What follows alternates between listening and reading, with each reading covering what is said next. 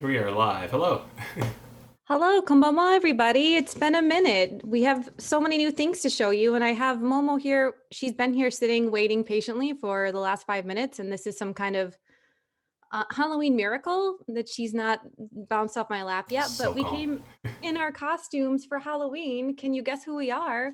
Momo brought what could be Suntory, but it's not because she's underage. It's actually some grape tea. Nice. Uh, any guesses as to what we're couple costuming here? Momo, do something cute so they know. Sing some karaoke. Give your blue steel. Try to look your best as Yeah. no guesses in the chat. You're gonna have No to. They said no guesses. idea. No idea to be Oh honest. no. Well, I want you to. Okay, do we see Momo's tux? Look at how adorable she is before I let her go. This is the cutest dog. Gosh. Well, spoiler alert, we are Bill Murray and Scarlett Johansson in Lost in Translation. And this is the most costuming we've ever done before, so it's kind of weak, but here's our Halloween. You said it's kind of weak. Nice. So, Well, Derek, tell us what else is good since we're back after a little break. yeah. We've had quite the break. Somebody said Lady Gaga and Tony. Um, we've had quite the break. So I think the last time, for those of you who joined us from our previous episode, we talked about making a bit of a shift in our schedule for Tokyo House Party, and that included going live on more of a monthly basis now, so that we have more time to be able to dedicate to the quality of the episode and the content that we are bringing you. If you have not seen already, I'm sure you can tell that our surroundings have changed a little bit, and so the content and the theme of Tokyo House Party has also changed from our initial branding in some of the previous episodes, if you were to watch the VODs for them.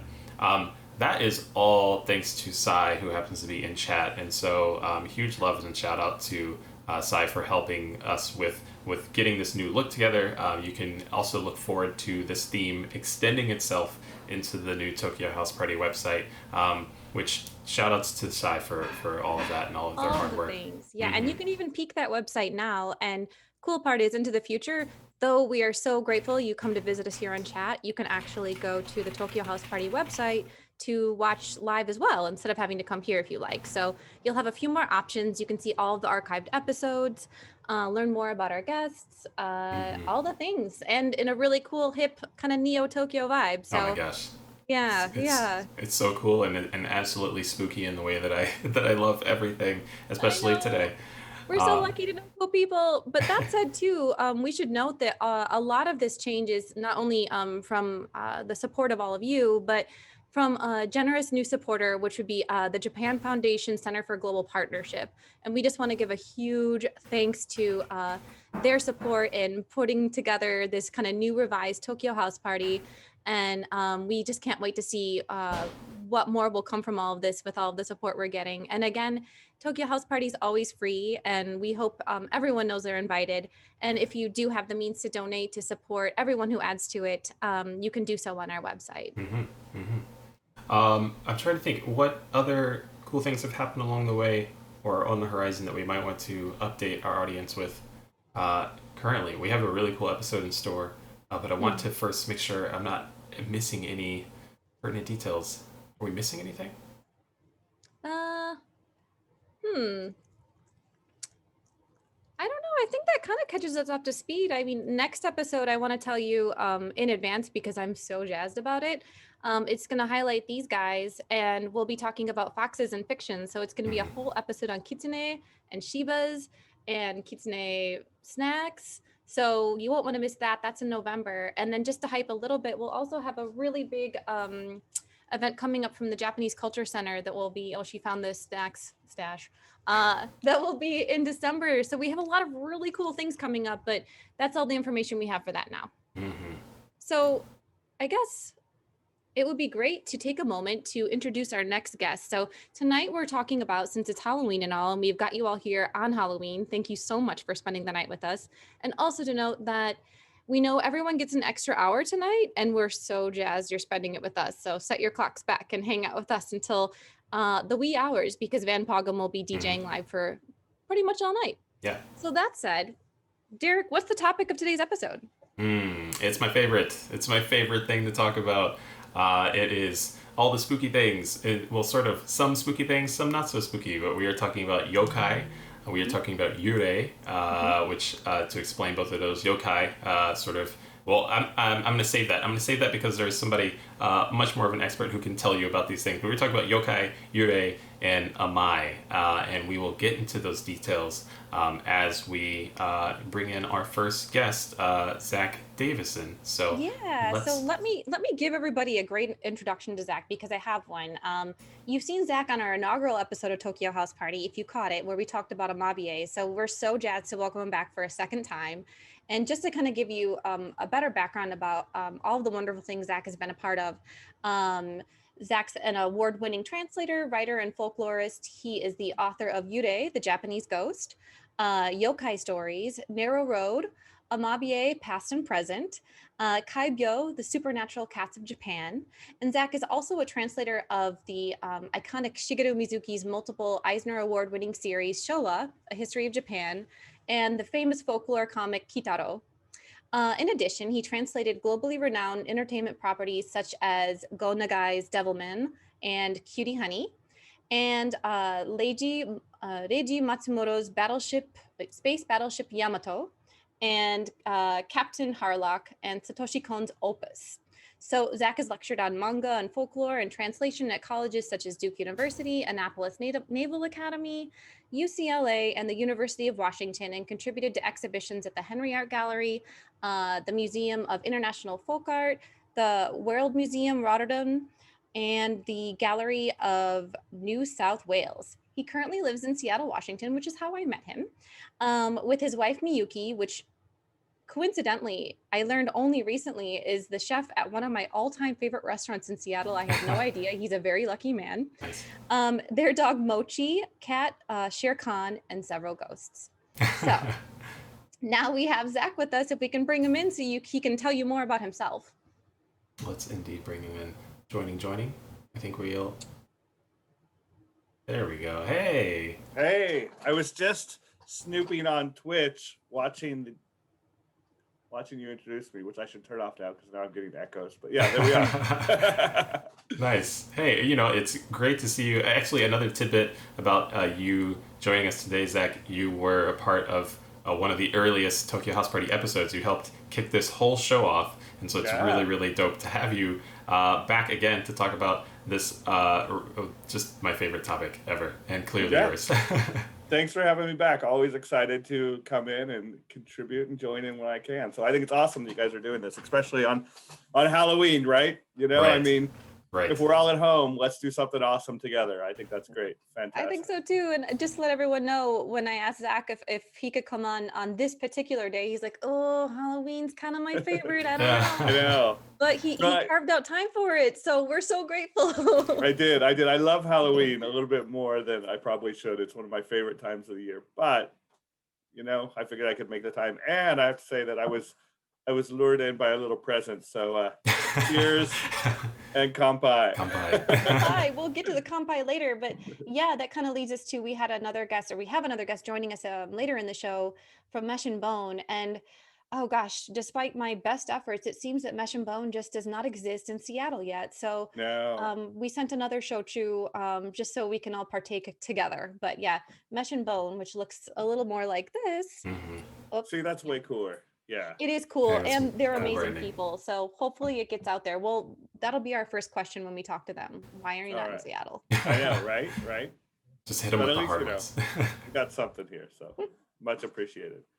Cool. Yeah. Well, Zack, thank you so much for joining us. And I think to let everyone know too that I had mentioned before that he's the author of Yurei, the Japanese Ghost. And after many years of that particular book being out of print, it's now being re-released and in an updated paperback version, so you can actually get it again. And it's an amazing book. I actually bought it before it went out of print. So yeah. Yes, finally coming back into print. Hopefully, like any day soon. Oh, you've got a copy too. That's a good one. It is a good one. It is the good one. Never to be seen again, I have to say, that hardcover. So that was my first book, and I was a little bit too I don't know. I just wanted this amazing, awesome book. And so I came up with that all black cover and all that other things that Yeah. don't actually really sell very well at bookstores. And now we're like, I had the same thought on my. It's a completely unrelated but slightly related topic. And my business cards for Waking Oni, the black on black and the gloss, it's a good look. It makes people, at least in my opinion, go, oh wow. And so seeing it on a book is the same sentiment. yeah. I'll And it's concur. it's that same like my first book. Oh, I'm pretentious. I'm an author now. It has to be all important and a work of art. And now, a few years later, I'm like, let's get it out there so people can read it. you Yeah. know?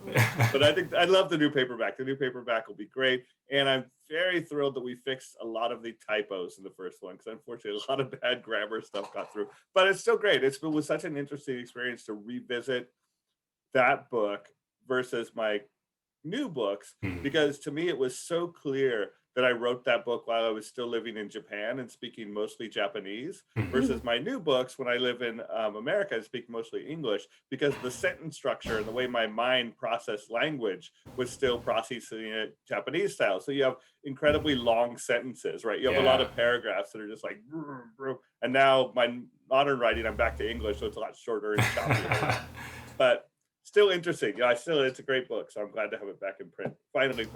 I hear So that. are we. So are we. And I guess just to kind of get us started off that, I wonder if you can tell us, because knowing that our last episode that we shared together, it was our first episode, and we're still very much in the nose of how to do this, and we were going in and out, and we couldn't hear everything you were saying. Yeah. So now that we're all crystal clear, could you tell us what kind of sparked your interest in spooky Japan? How did you get into this whole field? Yeah, absolutely. And speaking of that, it's fun to be back here, because that first thing I did with you guys was really the first Zoom thing, or like first internet thing I'd done. And boy, months later, and now we're all so much better at it. Yes. Right. So much better. Oh man. It's like, oh, we crashed everything. Oh, we lost you. Oh, we go again.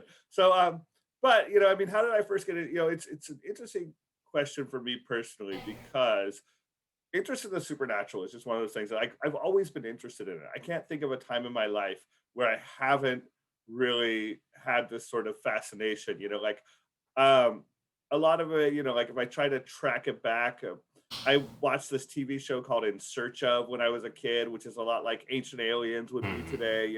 I was the kid who would go to the library and check out books on Bigfoot and things like that. And I always adored folklore, and I adored ghost stories, and I adored like this sort of general idea that there's this world and it exists, but then there's also room for something else a little bit more mysterious and unexplained. And I think of it like it's like it adds a little bit of flavor and fun to the world. I think I like thinking that there's this sort of like magical other world that could possibly exist, but it's just constantly out of our perception. I've always really liked that. And so I've been interested in that my whole life, and wherever I go, that's what I would study. Like when I lived in Scotland, I studied Scottish folklore, and I traveled to ferry bridges, and I did all sorts of stuff like that. And then when I moved to Japan, it was really just like, it was like hitting the mother lode. It was the craziest thing. Like I'd been a few places that had folk stories before, it's like Scotland too. Like Scotland was great, but Scotland and the US is that the folklore is something that's always very removed. It's like I live in Seattle, which is the home of Bigfoot, and we have quaint little Bigfoot statues, and you can go somewhere and there's like, Bigfoot hunters, but no one really takes them seriously, But then you go to Japan, and it's like they live with their folklore in a way that I have not experienced any other country on earth, especially a modern country, where it's very much a part of the day to day. It's not something that is considered to be in the past, right? It's not necessarily like, hey, we used to have this quaint folk belief, and now it has become a very charming, sellable toy or something like that, people are still doing these rituals on a day-to-day basis. You walk down the street, and there's, little altars everywhere. There's little statues of Jizo all over the place. And when I got there, it was so fascinating. Also, as pure coincidence or not pure coincidence, however you want to trust these or believe these things. But my birthday in America really is nothing. It's August 15th. It's the middle of summer. It's like, I get a summer birthday, which means I don't get a day off school like the other kids. It's like, was always kind of a bummer. But then I go to Japan, and August 15th is actually the holiday, right? It's this holiday called Obon. And I moved to this place called, I moved to Nara Prefecture. Nara Prefecture has this amazing park, and it happens to only be on my birthday, the one day of the year Oh, that they wow. light the park up. The park has 10,000 lanterns, and they are lanterns to call the dead, right? That's their specific purpose in life. And only on my birthday, they light the 10,000 lanterns of Nara Park.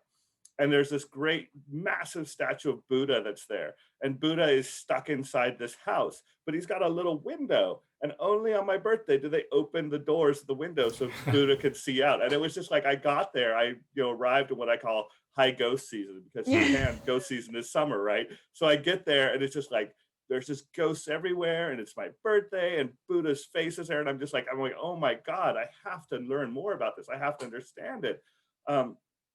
And it was so, I don't know, it's like, I don't know how to quite describe it, but it was so hard to understand it, right? Because you would ask people, and most Japanese people don't really know. They don't really know anymore, and that's perfectly normal. Like you go to an America and you're like, what are your, like it's Halloween. We put out jack-o'-lanterns. Mhm. We wear costumes. Why? How many people can really answer that question? Right. Not very many. There's just, oh, it's because what we do. Yeah. Oh, we buy candy corn. Why? It's just what we do. We've always done it.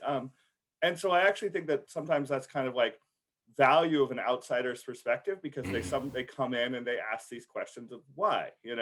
And I experienced that myself. Like when we came back to the United States, and I brought my wife Miyuki with me, and like the first time I thought was like, oh, I thought I'd bring her in to meet my family during like an event situation. She's like, why do you guys nail socks to your wall? And I'm like, I don't know, it's Christmas.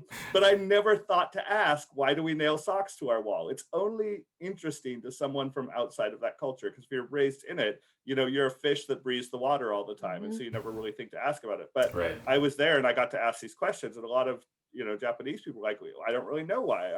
This is what we do, And so I just started diving into it deeper and deeper. And that was really kind of my drive to master Japanese also, because I knew that the answers were there, but they were locked behind the language, So I had, if I was going to open those doors, I needed the key, and the key was Japanese. And so I studied really, really hard with this intent to pry those open and get those answers. And that was fascinating. And so I ended up doing my master's degree over in Japan, focusing on Yurei. As well as falling in love with the works of Mizuki Shigeru, who once again had never been translated into English, but was just a phenomenal and clearly important artist. And I just absolutely fell in love with and still in love with. Yeah. And then that's kind of how my writing career started too, because when I was over in Japan, I started writing for some local English language magazines like Japan Zine and Kansai Time Out and stuff, because I just thought, well, this is fascinating and it's never been in English, so maybe other people will find it fascinating too. And just started like publishing writing there, and discovered it was something I really loved. And so when I finished my master's thesis, I'm like, well, I'm gonna make this a book, and maybe it'll be my only book I ever publish, but obviously it wasn't. So Yeah. That's really And great. we're glad for it too, because I think you just kind of already got to like the core of some of the things that we could talk about today, which is, we're here talking about what is Japan and Halloween, and they can't even really be compared, right? Like, no. There is no Halloween in Japan, and what we're here to talk about is just, a greater part of Japanese culture that's an enduring kind of. Oh yeah. Yeah. And it is funny because, like when I talk about yokai stuff in the US, in the West, everyone's like, oh, let's do it on Halloween. Let's do it on Halloween, which completely confuses any Japanese people, because this is not when ghosts come out. Right. In the West, we think of ghosts as creatures of the autumn, right? They are creatures of the harvest. That is when our transitionary period is, when the walls of the living and the dead become thin. But in Japan, that is summer. Summer is when you tell ghost stories, when it's hot outside, when it's bright and shiny. And it's such a weird cultural difference that, yeah. But I mean, Yeah, we that's have, true. and there's paths you can draw there. Once again, like behind almost everything. And that's one of the other things I love about folklore, is that there's all these questions and there almost is an answer. Sometimes there's not an exact answer, but there almost always is some sort of answer if you trace those paths far enough. And to me, that's really fun, just trying to find the paths and get to that answer of why. Totally, yeah. And I think you're kind of touching on another question we were hoping you could kind of answer for us, which is like, where do these stories come from? How are they born? How are they told? How are they shared? Mhm. How are they passed along? Like, Yeah. those traditions. And that's, traditions is exactly the key word, right? And it's one of those things that I love. So I love nothing more than giving lectures and talking to people and sort of like showing them how what people think are often very traditional. Sometimes they are, and sometimes they aren't. And what we have nowadays is a modern, like all of our cultures, like Halloween, like Japanese yokai, like some of it is born from what I would call true folk tales, right? In the definition and term, like they are tales of the folk. Nobody knows where they come from. They're just here. And we learn them, or they've been passed down, or and sometimes you can go through and like sometimes they're explanations of nature, sometimes they're explanation of natural phenomena, sometimes they're not, sometimes they're just stories. Like the most classic one of those in Japan is the legend of Okiku and the 9 plates. So she is this ghost that through, it's a fairly complex story, but at the end of the story, she rises from a well, which is key. And if you ever watch Japanese horror films, you're aware of the ghost from the well, right? The ghost from the well is, Unfortunately. yes, it's very important in Japanese folklore, right? And she comes out and she counts plates. And that's what she does. She is the ghost from the well who counts plates.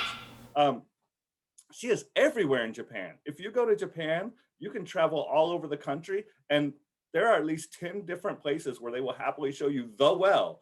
This is it. This is the real well. Yeah. There's even some shrines where they have the plates up on display, right? But Okiku is a true folktale. It sprang organically from multiple places across from Japan, right? She is from the soil of the country. She comes from nowhere else. She is just born psychically from Japan, and nobody really knows where or how. To contrast that, you have someone like the Ghost of Oiwa, which is, one of the most famous ghosts as well, probably even more famous than Okiku. Right. She's the lantern face ghost with the droopy eye, and you see her, constantly in Japanese films. Like you've seen The Ring, Sadako Yamura. She's actually a mix of the two, right? Because she's the ghost of the well, but she has Oiwa's face. Okay, but Oiwa was a story written by one person, Dainamuko 4. He wrote the story. It did not exist before he wrote it. It is just like Stephen King's It. There is no folkloric precedent. He literally just invented and created the story. But now we just, like you just hit the fast forward button a few centuries later, and that written story has become folklore. And so there's so many different origins that can happen. You can have sort of like, just think about like with American folklore, right? Tell me an American ghost. A lot of people will instantly come up with like the legend of Sleepy Hollow, right? Written by Washington Irving. One person sat down and wrote the story. Their mind generated it, but somehow it absorbed into the psyche enough to where it has become part of the lore of the folk. And that's true with almost everything. Like gosh, you ask people like to say like something about vampires, like what happens to vampires when they're exposed to sunlight, right? They sparkle like diamonds. Everyone knows that, right? So, but seriously, so what happens? I'll ask you guys, what happens to a vampire when it's exposed to sunlight? But it bursts into flames. And is that folklore or is that traditional? I don't know. Yeah, Yeah, at this point, it's too hard to say. Yeah, it's changes not. things. But then once again, there's an exact answer. That is only because the people that were making the film, the director who was making the film Nosferatu, ran out of money to film the ending of the book, of the story. He didn't have enough money. And so he's like, well, what do we do? And they came up with this idea, well, maybe she draws back the curtain and the light of the sun makes him disappear, right? And that is it. That is the only place that comes from.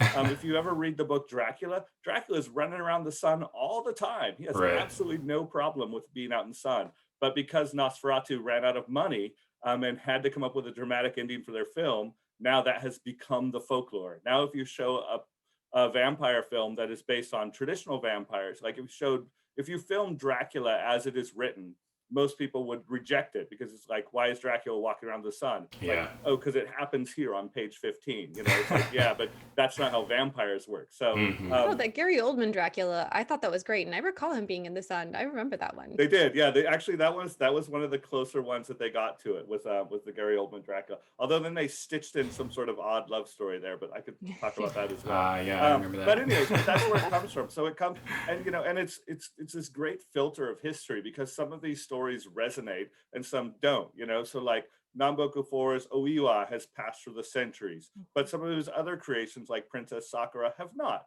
You know, for whatever reason, they just didn't attach to the great cultural consciousness and become folk stories, you know. And you know, and who knows what will happen 100 years from now, because time is this great filter and we don't really know. I mean, maybe 100 years from now, Stephen King's It will be considered a creature of the folklore instead of a creature of a book, and people will be saying, hey, you know what, Pennywise was once a novel, and they'll be like, shut up, no it wasn't, you know, because like the origin will be so long forgotten. Or maybe not. I mean, maybe Pennywise will be completely forgotten and nobody will ever know about it other than on obscure trivia matches and something else that, you know, will persist. We don't really know until the time comes. But some do persist for whatever reason. Like I said, some just attach to the psyche and they become something greater than their origins, to the point to where their origins are almost irrelevant, whether it was a from the earth like Okiku or from a writer's pen like Oiwa was. I love some of these in talking about, say, the origin and how different folklore have come about. And this theme has been treated in other forms of media, as well as like new anime series. For example, I think it's called Inspector, and it treats yokai and lore as it is propagated by the conversations that are being had, like right now, the existence of one of these things. And so long as individuals are talking about them, then they will continue to exist. As soon as we don't talk about them, then they cease. And so they had an interesting parallel of people bringing to life a new cryptid, if you will, by way of an ongoing conversation within an online forum. I wanted to ask, because one of our viewers, Emiru Yurei, said, in the case of Oiwa and Okiku, did you happen to pray in any specific shrines before writing about this Yurei? You know, I didn't, although it's traditional to do so. I did dedicate my book, however, to them because, so traditionally, especially, it's funny because Oiwa, once again, as we know, is a creature of pure fiction, but that makes her no less real than anything else. But you can go to Oiwa's grave, which is funny because once again, a creature of pure fiction. But there is a grave there in Japan that you can go to, and it's, you know, it's you, and there, you know, there's this whole sort of tradition about it that if you're going to profit from her story, if you're going to put on a play or a movie, you're supposed to ask her forgiveness first. And you know, I didn't actually do it. If I had been closer, if I lived in Tokyo, I absolutely would have, because I love rituals and I absolutely adore that kind of thing. But I didn't once again dedicate my book to them. I think I said something like Totsua Oiwa and let's see, what's the other one? Okiku. Please don't hurt me. What's the dedication? That's one way of asking forgiveness. Yeah. But and I love that too. Like, even though it's one of those things where I think every country has its venerated forgeries. And we know they are forgeries, and it makes them no less powerful, right? Like, for example, if you go to, I think in Boston, you can go see the Liberty Bell. That is a forgery. That is a modern forgery. We all know it. Historically, everyone knows it. You put it up there in a museum, everyone knows it's not real. It does not make it any less powerful, because as a symbol, it retains its power, you know? And you can do the same thing to Scotland. Like, you can go to the Stirling Monument and you can see the sword of William Wallace. It is awesome. It is amazing to see. Did William Wallace ever touch that sword? Probably not, you know, probably not. It was probably made quite long after his death, but it does not, you know, doesn't weaken its power. And it's the same with the legend of Oiwa. You can go to her grave and it's a ritual you can perform. And it's part of, like, you know, this sort of, like, I don't know, acceptance of the cultural practices to do this. And I love that. I think that's really fascinating. Yeah. So had I the chance, I would have. Zach, I Inspector is wonder if you could also like kind of like just so everyone kind of knows too, how are these stories even told amongst people and how do they spread? How do people come to know about you know, you're saying that these all pop up in different places all at once and then kind of, you know, migrate around. How? Through what? How do people know well, about them? and they spread the same way almost everything spreads, right? Old times they spread via storytellers, right? Mhm. Somebody at some time heard this story and they thought, I can make money off of this. That is how most of this stuff spreads, to be honest, right? Whether it's a kabuki play, whether someone wrote a book, whether someone made a movie or an anime TV show or something, right? Somebody took this fail because, you know, I think about that too a lot. Like there's this book called Legends of Tono and Tales of Tono, and I just did a translation for this. And this guy Yanagita Kunio, he went up to the mountains of Tono and where they were oral folk tellers, and he copied down like 200 different tales into this book. And in his preface, one of the first things he says, "These are the tales of Tono. How many more hundreds must have been lost to time?" Because we don't know. We will never know those ones. The ones that nobody wrote down, we will never know them. Maybe they were amazing, maybe not. Who knows? Absolutely, like all of history, that's such a an ongoing situation. If it's not written down, then it didn't happen to so many. But yeah, Totally. And if it's and that is also why commerce plays such a powerful role in this too. I mean, Yanagita Kunio, he didn't write down the Legends of Tono out of the goodness of his heart. He made a book that he then sold for profit, you know, and great. And because of that, we still have these tales centuries later. And it's the same way with a lot of them, like the Legend of Otsuyu, which is another one of the ghosts, Botan Doro. You know, her story originally came over from China, where it was this extraordinarily didactic legend that was super boring. And then this Japanese author's like, I can make that into a sexy ghost tale. And so he just pulled out like the 4 or 5, seriously, this really boring Buddhist morality play. And he pulled out like 4 or 5 things that he thought were sexy and awesome and made that into a book, which he then sold. And that's the story that we have now, you know? So this stuff transmits through, you know, it transmits through commerce, it transmits through, you know, through storytelling, but it also translates just like through resonance, you know, like we get something and, you know, we watch it and then someone else does something with it, you know, and that in order for this stuff to last, that baton has to constantly be passed into the future, right? Like Oiwa, I think I actually did research on it. So Oiwa, there's a new filmed version roughly every 10 years in Japan. So every generation gets their own version of Oiwa that is tailor-made to them. And that is one of the reasons why the story continues to last. It continues to resonate. Other stories like the Ghost of Kasane Swamp, that was once really huge. And in the 1950s, you know, there was like 10 different film versions of it, but then people stopped filming it. And so it's gone for the most part, you know, except for amongst folklorers, but it could be revived too, you know. In the West, we actually have a same story that is filmed and remade about roughly every 10 years. So every generation gets their own version tailor-made to them. And it is also a ghost story. And it is one of the most filmed stories of all time. And it is A Christmas Carol. So every 10 years, someone films A Christmas Carol. And they get their own version. You know, you get to grow up with the Christmas Carol that means something to you.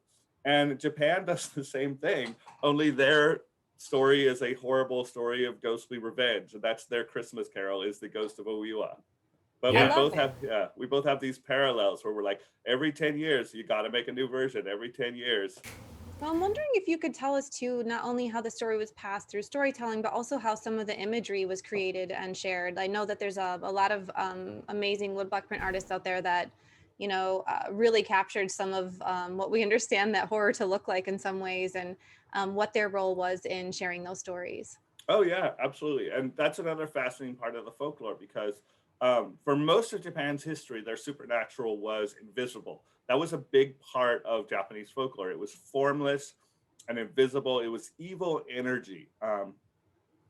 But then the Edo period happened, and actually even a little bit earlier in the Muromachi period, when Japan started creating an artist market, essentially, you know, especially with the advent of ukiyo-e in the Edo period and the advent of woodblock printing. People could create woodblocks and sell them, and there was mass market art for the first time, right? Because you weren't buying this one-off piece that you had to be rich to buy.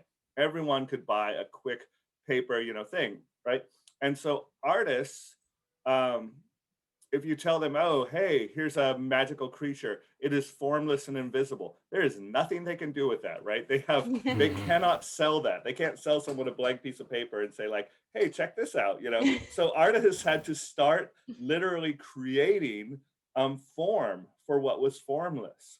And there's a few artists that were really great at that. Probably the most famous of them all was a guy named Toriyama Seiken. So Toriyama Seiken was this Edo period artist, and he created these, the first of the yokai encyclopedias, as they're called. Yeah. And he published his first one, which is the Hyaki Yago Gazu, which is the illustrated night parade of 100 demons. And he created from his own imagination bodies form for these creatures. Like one of them I think is great.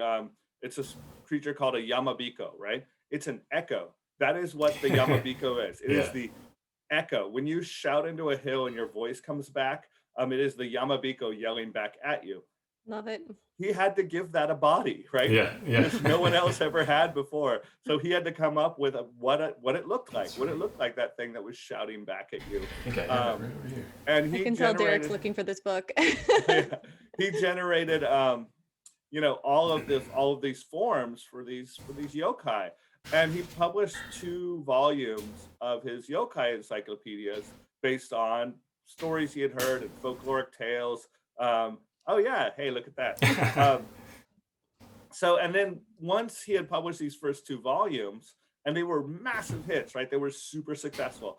And then his publishers were like, dude, you've got to give us more, because those first 2 volumes were awesome. We sold out all the print run. He's like, great. But the problem is that Toriyama Seiken had entirely run out of yokai. He had no more stories to draw from. He had no more folklore. And so he just started making stuff up. So from volume 3 on, they are just entirely his own invention. But when he published them, he's like, hey, this is what a Yamabiko looks like. This is what an echo looks like. Other artists were like, done. And then they just copied his stuff, right? They just kept copying it. And, you know, in the same way, once again, that we do in the West, right? Like if you look at the original movie of Dracula with, you know, the 1932, I forget what exactly year it was, Dracula, right? Dracula's sexy. He doesn't look like a rotting corpse, you know? He's got the cape. That has become our Dracula ever since then, even though it wasn't before then, you know, because people start to copy it. You know, someone comes up with a great visual invention, and giving a visual language to yokai immediately exploded their popularity, right? Because now other people could riff on that. And the Edo period was so crazy because you had like kabuki theater, and you had like the ukiyo-e artists, and then you had the writers, and they were all just riffing off of each other constantly, and that generated just this massive creative energy that produced almost all of the yokai that we know today, as well as their images.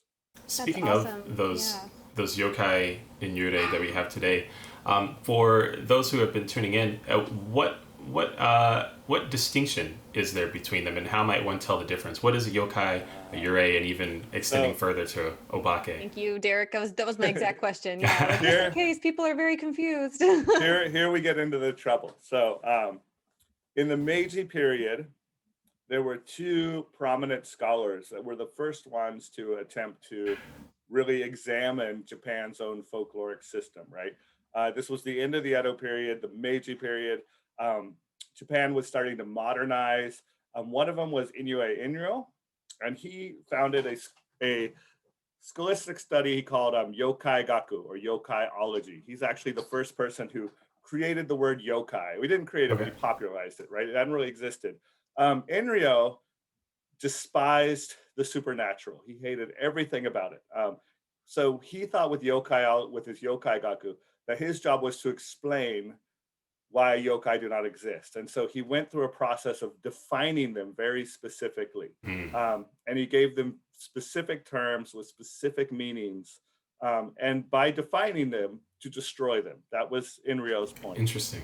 Another researcher, Yanagita Kunio, who I mentioned earlier, with Tono Monogatari, he believed that yokai were a valuable part of the culture, and that their existence meant something to the country. That even if Japan was to modernize and you could have science, but by having science, it didn't mean you needed to destroy your culture, that there was value there. And so Yanagita Kunio and Inro, they published their books at the same time, and they violently disagreed with each other on what Yurei and yokai mean. And it has been that way ever since. So if you got like 5 different yokai researchers in a room, we would all answer this question differently. I guarantee it. I love that. That's the best answer. That's great. I feel like it intrinsically attaches itself to the meaning itself in a way. It does. It does.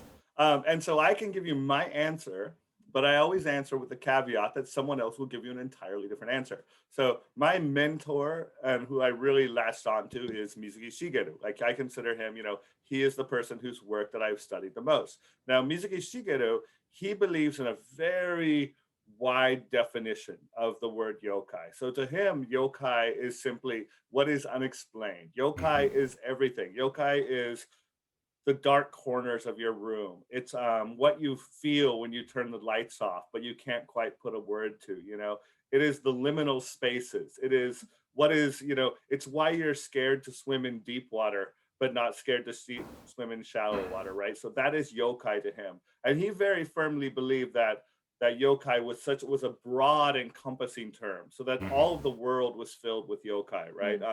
Bigfoot, yokai, Dracula, yokai, all of that is.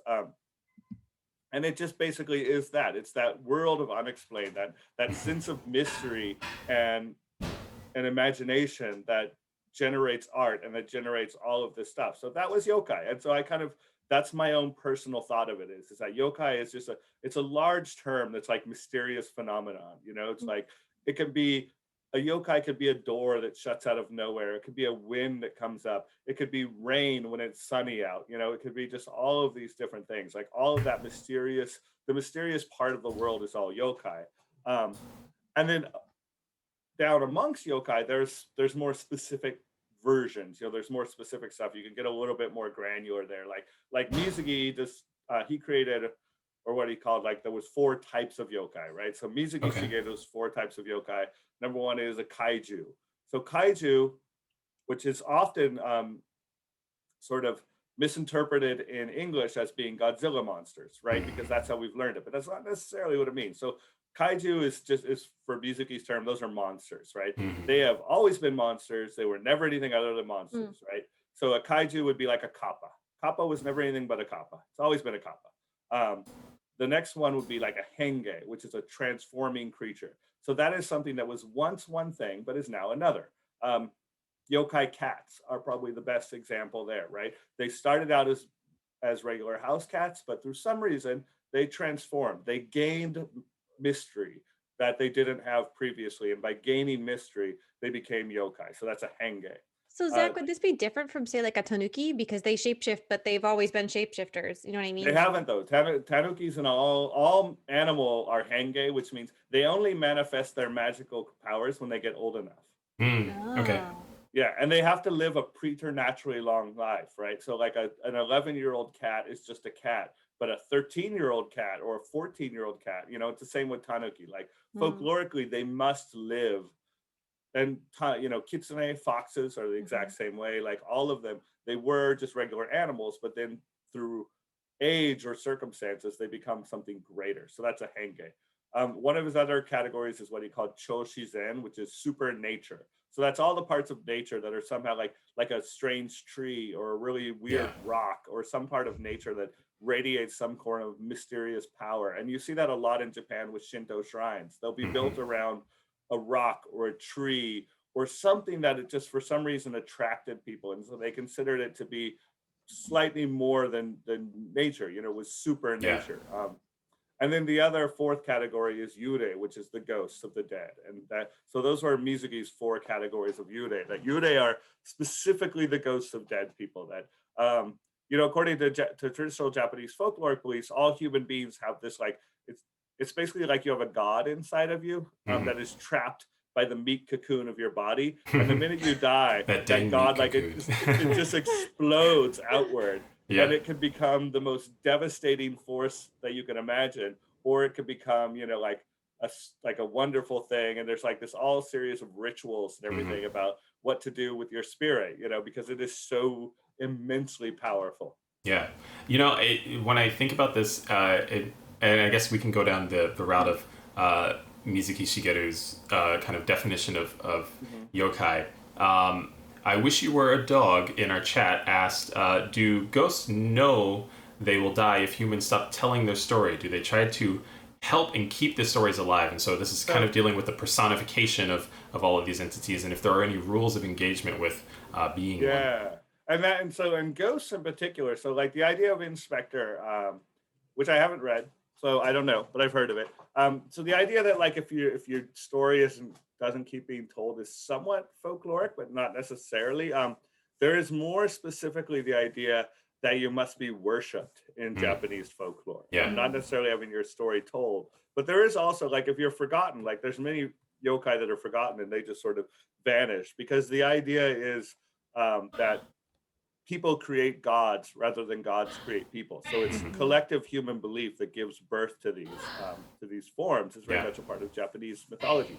Ghosts, however, are an entirely different thing. Like ghosts, and this is because anytime you're talking about spirits, you're dealing with the innate religion of the culture, right?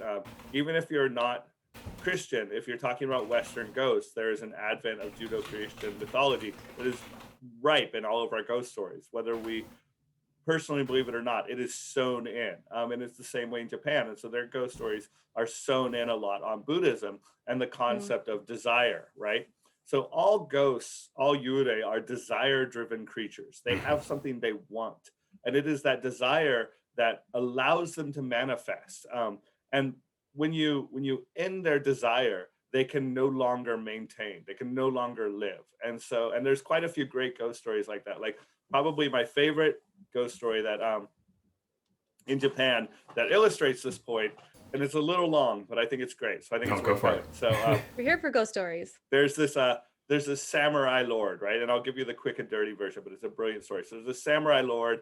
He's at his castle, and one of his men or whoever it was has somehow rebelled against him. And so the man is brought to the execution grounds, and the samurai lord has him kneel, and his executioner's there with his sword, and the lord is there with his advisors, and he's just about to chop the guy's head off. And the guy looks up, he looks the samurai in the eyes like, "You may strike me down today, but know that once I am dead, my ghost shall raid upon your household with great vengeance and tear you and your entire lineage to pieces." And so he just issues this proclamation of vengeance. And the samurai's advisors start to get a little worried because, of course, you don't mess around with ghosts. That's something very scary. But the samurai looks really calmly at him, and he's just like, "I don't think you got it in you." And the guy's like, "What do you mean?" It's like, I just don't think you have it in you. I don't really think that you have that much willpower. I think you're a big bag of, steam here." And the guy's like, "I'll do it. I'll rain on holy vengeance." He's like, "Here, I'll tell you what. If you look in front of you, there's like a little piece of wood there, right? If you can bite that wood, I will believe that you have the willpower to manifest your ghost. And I will actually be intimidated by you because you will show me that you have that drive, you have that desire, and I'll let you free." And the guy's like, "I'll do it." And he bends his neck out and he goes up to bite that piece of wood. And at that moment, the samurai's like, and the dude chops his head off, like head goes rolling down. He's dead. And his advisors are like, "Aren't you scared?" He had it in. He was like, "Just watch tonight." So they all go out that night and they sit around and they watch. And sure enough, the ghost of the guy comes up, and he comes up full of drive and he reaches over and he bites the piece of wood, and then he disappears. Because the samurai had tricked him on his dying breath not to have a desire for vengeance, but a desire to bite the block of wood. And so once he had successfully bit the block of wood, he dissipated. He had nothing more to hold him into the world. The samurai lord knew how to game the system, which is essentially that you die, and whatever it is that you desire is what drives you. And once that desire is satiated, you cannot exist as a ghost anymore. Wow. Yeah. And Oiwa, I think, is actually, she's interesting because she's such a special case, because because there are people like, there's people who die with a general desire of rage, like I think Sadako Yamamura in the Ring films is a great example, because she died not with something specific, but just hatred for all of humanity. And so that is much more difficult to say, and you have Oiwa, and Oiwa is almost like the people of Japan are almost like their desire is holding Oiwa, binding her, because her story keeps getting told over and over again, and they're not letting her go free, where she probably could have gone free if it wasn't for the constant retelling of her legend. Yeah. But that's a good, like, hell, we did this whole comic book in the from Image Comics called Wayward. That was essentially this story about the old yokai not wanting to vanish, because as soon as they're forgotten, they lose their power. And that's, again, one of the most classic stories any culture has ever told. It's the supplanting of gods. It's the moving of human belief to create new gods. And I think the earliest version that I know of that is the Titans of myth versus the new Greek gods who were born to supplant them. Zeus was born and he killed his father Kronos, and the Titans of myth faded away, which gave rise to the gods of Olympus. So that's one of the just classic stories of humanity.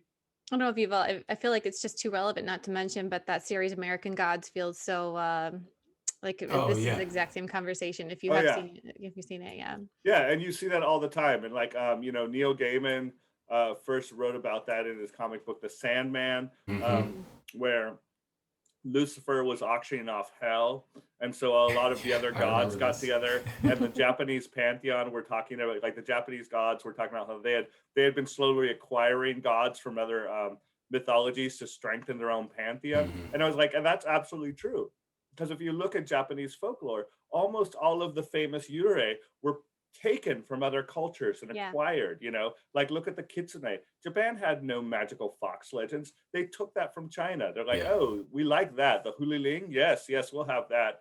Oh, what do you have to offer? Oh, India, you have those great giant birdmen. Oh, we like that. Hi, those are now Tengu. We're going to rename those and call those our, so they've always done that. They've always, like, just grabbed little bits here and there and melded them into the pantheon. And and American Gods, because it's such a classic story, right? It has been told everywhere by all cultures, the idea of new gods supplanting the old gods. Well, Zach, actually, you kind of we've touched on it a few times, and this was not intentional, the topic for our next show, which is kitsune, kind of start to finish, but I know, I saw that in Twitch. I thought I'd feed you some openers there. Thank you. But my question is like, so the overarching question is, it seems like from our conversation so far that the assumption is all yokai, yurei, they're all kind of in this kind of coming from a dark place, right? They're not necessarily happy with you. They're not here to be anyone's friend. But thinking about like the fox as it was in China before it moved to Japan to be the kitsune, not always was it bad. Sometimes it was actually, helping people, and they had all different kinds of personalities. Is that true of yokai as well? Oh, absolutely. I mean, yokai are as varied as, I don't know, as humanity itself. There are, I don't like to use the word good and evil, because that's one of the other concepts where Japan doesn't necessarily have. So that was really hard when I started studying this, is that being raised once again in a Judeo-Christian society, I have this concept of diametrically opposed good and evil in conflict with each other. Japan does not have that. Japan has the idea that almost all things on earth have two souls. There's the rough soul and the gentle soul. And this is true of their gods. Their gods have two souls. And it depends on which is brought to the forefront as to what sort of like face that deity manifests, right? And so they have lots of rituals that are basically there to try and make sure that the gentle soul is the one that the god manifests. Because that's just like, if you look further back into some of, like, even like the Bible, you have, God the destroyer along with, God the life bringer. And so everything has this potential for one or the other, to be good or to be evil, except for yokai. Yokai are single-souled, which makes them different from everything else. So humans are double-souled, even the kami are double-souled. But yokai have one soul, which means that they have an obsession almost, right? They generally don't have the ability to switch back and forth, but they have like the Azuki Harai, right? He washes beans. That's all he does all day long. He is washing beans. You know, Yeah. if you come along him in the woods, he's gonna be there and he'll wash his beans. You're like, how's it going? It's like washing beans, man. Hey, what are you up to today? You know, just washing some beans. Yeah. And so there's that, you know, and then there's other yokai that are very scary, but most of them I think are just kind of, you know, they're just like anything else. They're just goofy, you know. I mean, some of them are just ridiculous. And I think that's also part of the joy, you know. Japan has a ton of yokai whose very mission in life is to startle you. They have all these startling creatures who are just like, you know, like, hey, how's it going? Blah, you know, that's literally all they do. That's the whole Looking for story. those jump scares, yeah. Yeah, right. Or there's this great one, the foot washing mansion, where there's these like elegant ladies and they're sitting around having tea at this rich woman's house, and all of a sudden a dirty foot just slams, a giant dirty foot slams to the ceiling, and all of her servants come out and they clean the dirty foot and it goes away, and the rest of the ladies are like, what the hell just happened? She's like, oh, when we first moved here, you know, this dirty foot would occasionally kick through the ceiling and it would knock over the tea ceremony. And we learned pretty quickly that if we just washed the foot, it went away. And I always love that because it's such a matter-of-fact way of like looking at the world. It's like there's some weird stuff that goes on, right? Sometimes the world is mysterious. There's stuff that we can't explain. We don't understand it, but we just accept it. You know, we're just like, we accept the mystery and sort of like embrace the mystery. And so, you know, like kind of going off the point of the original question, I mean, but like mystery is not always good and it's not always bad. You know, sometimes mystery is wonder and sometimes mystery is fear. But at the end of the day, it's all mystery, you know, and that's the joy of it, I think. And I it's think the joy it's of really the unknown. interesting. It's like, I think this is like, in my most humble opinion, some of the struggles in being born in this country and studying other countries that are much more comfortable with polytheism versus monotheism. There isn't a one-to-one to one-to-one. Yeah. It's you can be all these things at once and that's completely okay. And everything is a spectrum and things aren't so polarized all the time. It's kind of in this, you know, lots of grays, so many shades of grays, and everyone's very comfortable with that. And I wondered, because before we get the point of no return, I know you sent us some images. Are there any images that you wanted to make sure we could touch on? Oh yeah. Let's, before we go to the images, I just wanted to make one point because I thought it was a good point. One of the things I find really interesting is that a lot of Western writers, because yokai and yurei and all of this, like I think they've left Japan at this point. I think that they are slowly entering world culture, you know, because so many people know about them. But a lot of Western writers, they can't get past that Judeo-Christian black versus white, right? And so they'll write about Japanese folklore. They'll take these characters, but then they'll write them as if they were Western, right? So I always say that's like, it's basically they take their face, but they leave the soul behind because they like the costume, but they don't understand how to not have good versus evil. They don't know how to tell a story that is not good versus evil. And so then all of a sudden you have like good yokai and bad yokai and all this other sort of like stuff thrown in there. And it's because it's just hard to escape your own upbringing. It's like, oh, well, someone has to be the devil. Well, what if no one's the devil? Well, then how do I tell a story? I don't know. I have no ability to tell a story. Like, I think I was just talking to one of my friends that's a writer the other day. They're like, you know, well, without conflict, without verses, you have no story, you have no drama. And I'm like, I don't know, man. My Neighbor Totoro managed to tell a hell of a good story without a single villain in it. So, you know. That's true. Yeah, let's look at some of those pictures. Yeah, I did preview some of them I have them set up in a gallery. I did preview some of them with our folks who are watching at home, so they had something to kind of mentally affix to while we were chatting about some of the differences between them. But you know, among some of the ones that we see here, pictured and not pictured, do you happen to have a favorite? Well, now I don't know which ones we're actually looking at because I can't see anything. I can't see anything. That's why I was like, did we look at pictures? Yeah. Did we look at pictures? On Twitch. So I sent you one that was kind of like a little book. Do you have that one? Yes. It is, it's moving through there. All right. So the one that's like a little book I really like, because if you look on the left-hand panel, that actually is Toriyama Seiken's image of what an echo looks like. So that is the Yamabiko, and he's like, and I think it's so goofy because it's definitely not what I would have said. Like, it's like this little, like, I don't know, tiny person in a sack, for lack of a better term, with these little floppy arms. Yeah. I think it's so interesting. It's like, wow, so that's it. That's what you thought an echo looked like, you know? And even opposing that is an older version of the Tengu. And I think that's interesting too, because you can see how the Tengu have changed so much through time. It's because some of the artists, like, they just didn't like his original version. And so they created new versions. And Mizuki Shigeru was very famous about that, where he would, you know, if he liked Toriyama's version, he would keep it. But if he didn't, he would just create something brand new. And a lot of Mizuki's stuff, actually has retained that. So Yeah. some of the other images, blah blah blah. I forget what you have up there. You gotta lead me through this. Or else I guess I can they were moving through a gallery for people through a gallery. Okay. to look through over and over. But you know, I have Maruyama Okyo's most famous painting, The Ghost of Ayuki, in there. That's the first image of a ghost ever painted, and it's once again, it's one of those fun things of following that trail. It's like, oh, Japanese ghosts, Yurei, they all have this sort of like white face, and you're like, why? It turns out there's an actual answer. You know, there is an answer as to why, and it has to do with this famous artist who drew a painting of a ghost he saw of his lost love, and that became the template for all ghosts going forward. And they look very different right before he painted that picture, but it just became the template.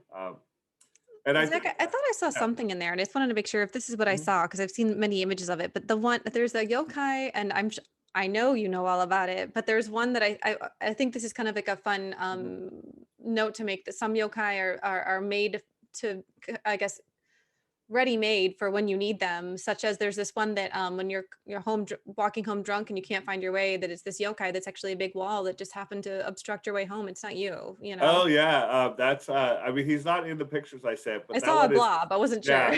The blob I sent is actually even a creepier one. That is the ghost of a pile of rotten meat called Nupepu.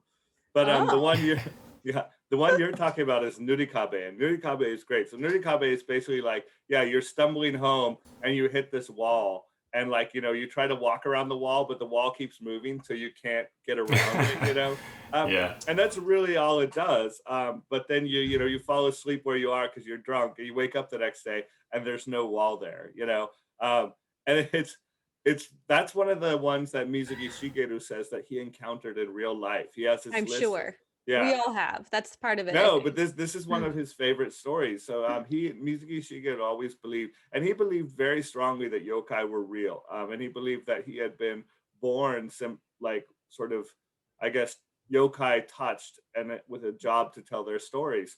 So when he was a young man, he was drafted and sent to fight on the Isle of Rabu in the South Pacific. And one night he had gotten stranded and away from his platoon, and he was wandering the forest at night, completely in the darkness, and nowhere knowing where he was going. And stumbling through the dark, he smacked up against a wall, and he tried to get around it, but he couldn't. And he was just like, and he was so exhausted that he dropped and he fell asleep where he was. And he woke up the next morning and found himself sleeping on the side of a 1,000-foot cliff.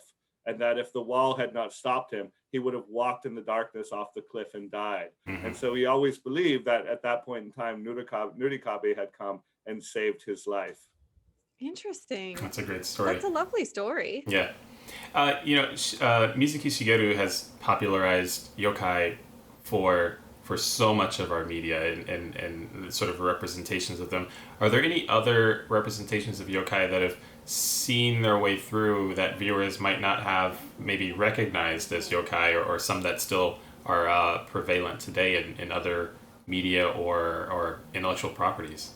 That's an interesting question. I mean, yokai are constantly evolving. You know, I mean, that's so key to them. And like, one of the things with yokai, like I forgot to mention it a little earlier, but you'd ask me, like, you know, what about the term obakemono? And the word obakemono literally means changing thing. And to me, that is such a key of yokai. What makes them last is that they change. They constantly change. You know, they're not trapped in their glass and preserved. You know, they adapt and they evolve.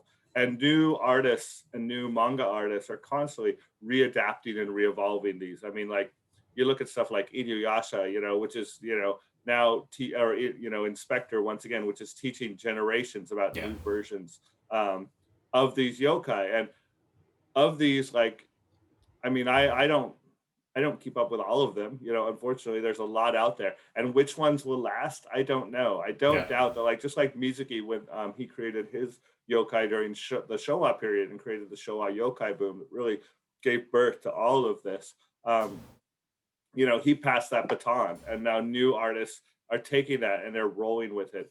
And that's a good thing. That is definitely a good thing. But there's also, like I said, there's a lot. I think that as some yokai evolve, they start to lose their power, and so new ones will be created. Like Kappa are a great example of that. Kappa used to be really scary, and now for the most part, Kappa are cute. So cute.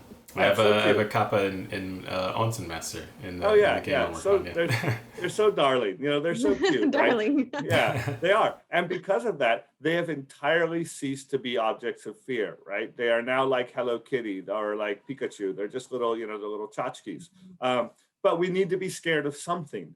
And so new yokai come to fill in that void, to scare us. And I think that you'll find that the vast majority, so yokai are born from, as I said earlier, the liminal spaces, right? They're born from the places that we are terrified of, that human beings are afraid to enter because we know that here there be dragons, right? And in the olden time, that was the mountains, that was the ocean, that was the dark spaces of your house because your house were lit by oil lamps, and who knows what happened when the lights went off.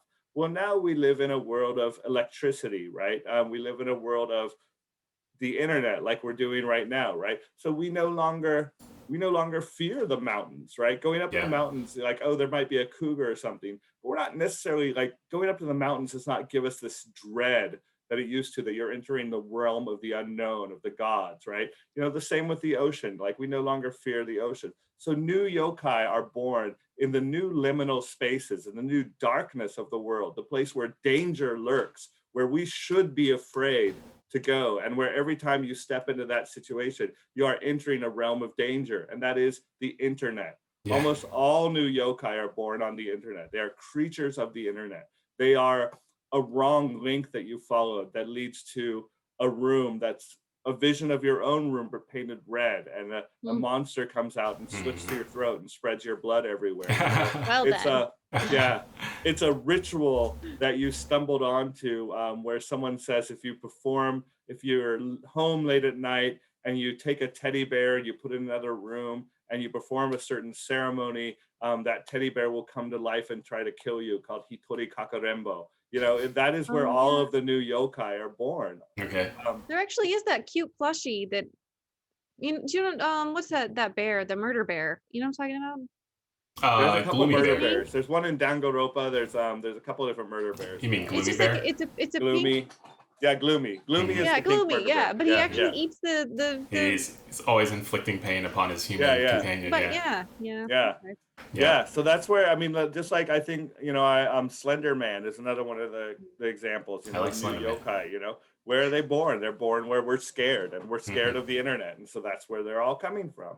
I wonder, and that was one of the things I was going to mention as far as what one might conceive as a modern day yokai, and if social media itself could embody something, but social media is such a broad stroke that I'm now thinking that it might be too powerful. It might be too much of a large entity that is kind of an umbrella to all the others below it. And I'm curious if social media personified itself, what kind of form would it take, birthing all these other yokai? And there's got to be like if I try to think like of all this stuff, like I imagine someone out there's got to be a legend of a Zoom ghost, right? There's got to be a legend of us, like right now. Absolutely. And Derek, I suddenly see your door slowly open behind you. I think about that every time I play scary games. I mean, it has to be. That kind of stuff has to be being generated now, because that's where it all comes from. But there's also, I was just thinking about this recently because of some movie I was watching. There's also a revival of folk horror that's going on right now. Where we're taking some of this stuff that's no longer scary and making it scary again. Like I just watched this movie. I know it's old now, but there's this great horror movie called The Witch. And there's another one called Hereditary, which were basically the same things, which is revival of folk horror. And Japan, I think, equally is going through a little bit of that, because you do see that. You see some people trying to bring up this stuff where it's like, can we make it scary again? Yeah, I really enjoyed it touches the edge of it. It gets really close to the edge, but The Lighthouse was a really great film that really plays with whether or not these characters are dealing with fantasy. Another really, honestly, super coincidence, did not have this interaction until yesterday, but I had the opportunity of playing a game demo by the name of Ikai, where you are a young woman in a temple of which is currently being haunted by a kijo. And so you have to sneak through this temple while finding the necessary items to perform a sealing ritual to make the yokai disappear. And this, I just played this last night. It's absolutely terrifying, and it was a huge blast because just as you mentioned, there isn't there isn't necessarily this sort of good and evil form of yokai, sort of established. And so, at least in my experience, this was the first time that I got to play a game where the sort of malicious game entity was a yokai, and never had before seen an interpretation of some sort of game interaction between like, right, like this game team made a yokai absolutely terrifying in the way that it serves itself really well in that form. All that to say, if you get the opportunity and you don't mind scary games, definitely check out the demo for Ikai. It sounds awesome. Yeah, I think like just to mention great. there, and I don't know if there's any overlap because this might be a whole other topic, but just how innovative Japan has been with their horror over the years. And I am the odd one out here that can't say I love horror movies all that much, and I am the person that would fall for every jump scare. But it's really those things that came out of Japan and Korea that really kind of get to my insides and just nope. It's the hair in the face and the popping and the locking and all the water and the fast movement. And I don't know who developed these kind of mechanisms to create horror and visual aesthetics from Japan, but wow, that's so effective for me. I gotta say that it's interesting that people, because it's not innovative, and I always think this is important to point out. It is the fact that we noticed for the first time. But Japan has been doing that for centuries, right? Like the water and everything you just mentioned there, all of that comes from kabuki theater. All of that has its foundations in, 1603 or earlier, like all of those special effects almost entirely came from kabuki theater.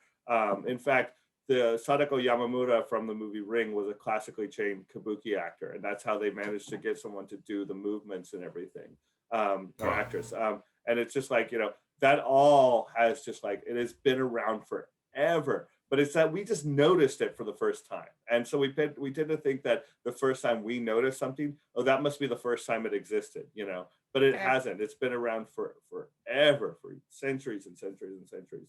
But what Japan has been, and the other thing about this stuff is that I understand that we only get a small portion of this, right?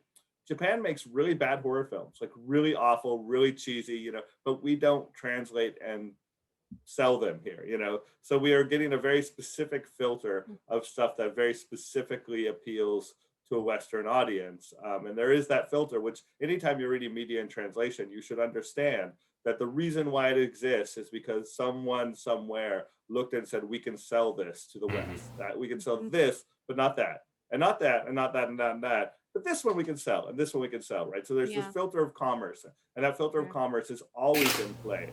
Whether people, I know it's not the fun part to talk about it, but it's absolutely true. And Japan has gotten really good at marketing what they call soft power, because Japan realizes that they are no longer and not likely to ever become a manufacturing nation again. They are not going to be selling you cars and computers and things like that because China does it better and cheaper. And so Japan instead learned that what they can export is their culture. And so there's a big emphasis. I mean, Japan, and this was from a government mandate as well, as I'm sure you're all aware with the Cool Japan campaign, and so they're great at that. And I think that's such a good part, and their horror is very marketable as well. Their monsters, they have great monsters. They have the best monsters. No one has as many great monsters as Japan. And it's all very exportable, it's visually splendorous. And that's a key part of monsters. Like, if you can make them visually splendid, which the Edo period artists did long ago, they created these forms, these thousands of forms, and now we can animate them and move them. And it's cool. It's cool stuff. Well, I wonder, kind of thinking about that too, and how things are moving and within the United States because of yours truly here. Tell us about some of your books. Tell us how you've chosen these books. Can you tell us more about each one, or if you Yeah. have a yokai for beginners out there? Yeah, I mean, so my books in particular, like my first book, like I said, was my master's thesis, and it was me being very pretentious and ponderous and wanting to make something important and all this other stuff. And I love it. And it's a great book, but it was really like, I mean, that is the heaviest thing that I've done and probably ever will do, because it involves such an immense amount of research. And it was also a subject, because Japan's Yurei lore is just, it's so vital to understanding the country itself. I think about this a lot, that Lafcadio Hearn was a famous writer on Japan. If you mention him. Yeah, and when he went to Japan, he said in his book, Japan: An Attempted Interpretation, that Japan confused him so much until he finally understood that the key to understanding Japan was understanding its relationship with ghosts. That if you understood that, and the rest of it made sense, all this stuff that didn't make sense earlier suddenly made sense because you could answer because ghosts. And it's like, aha,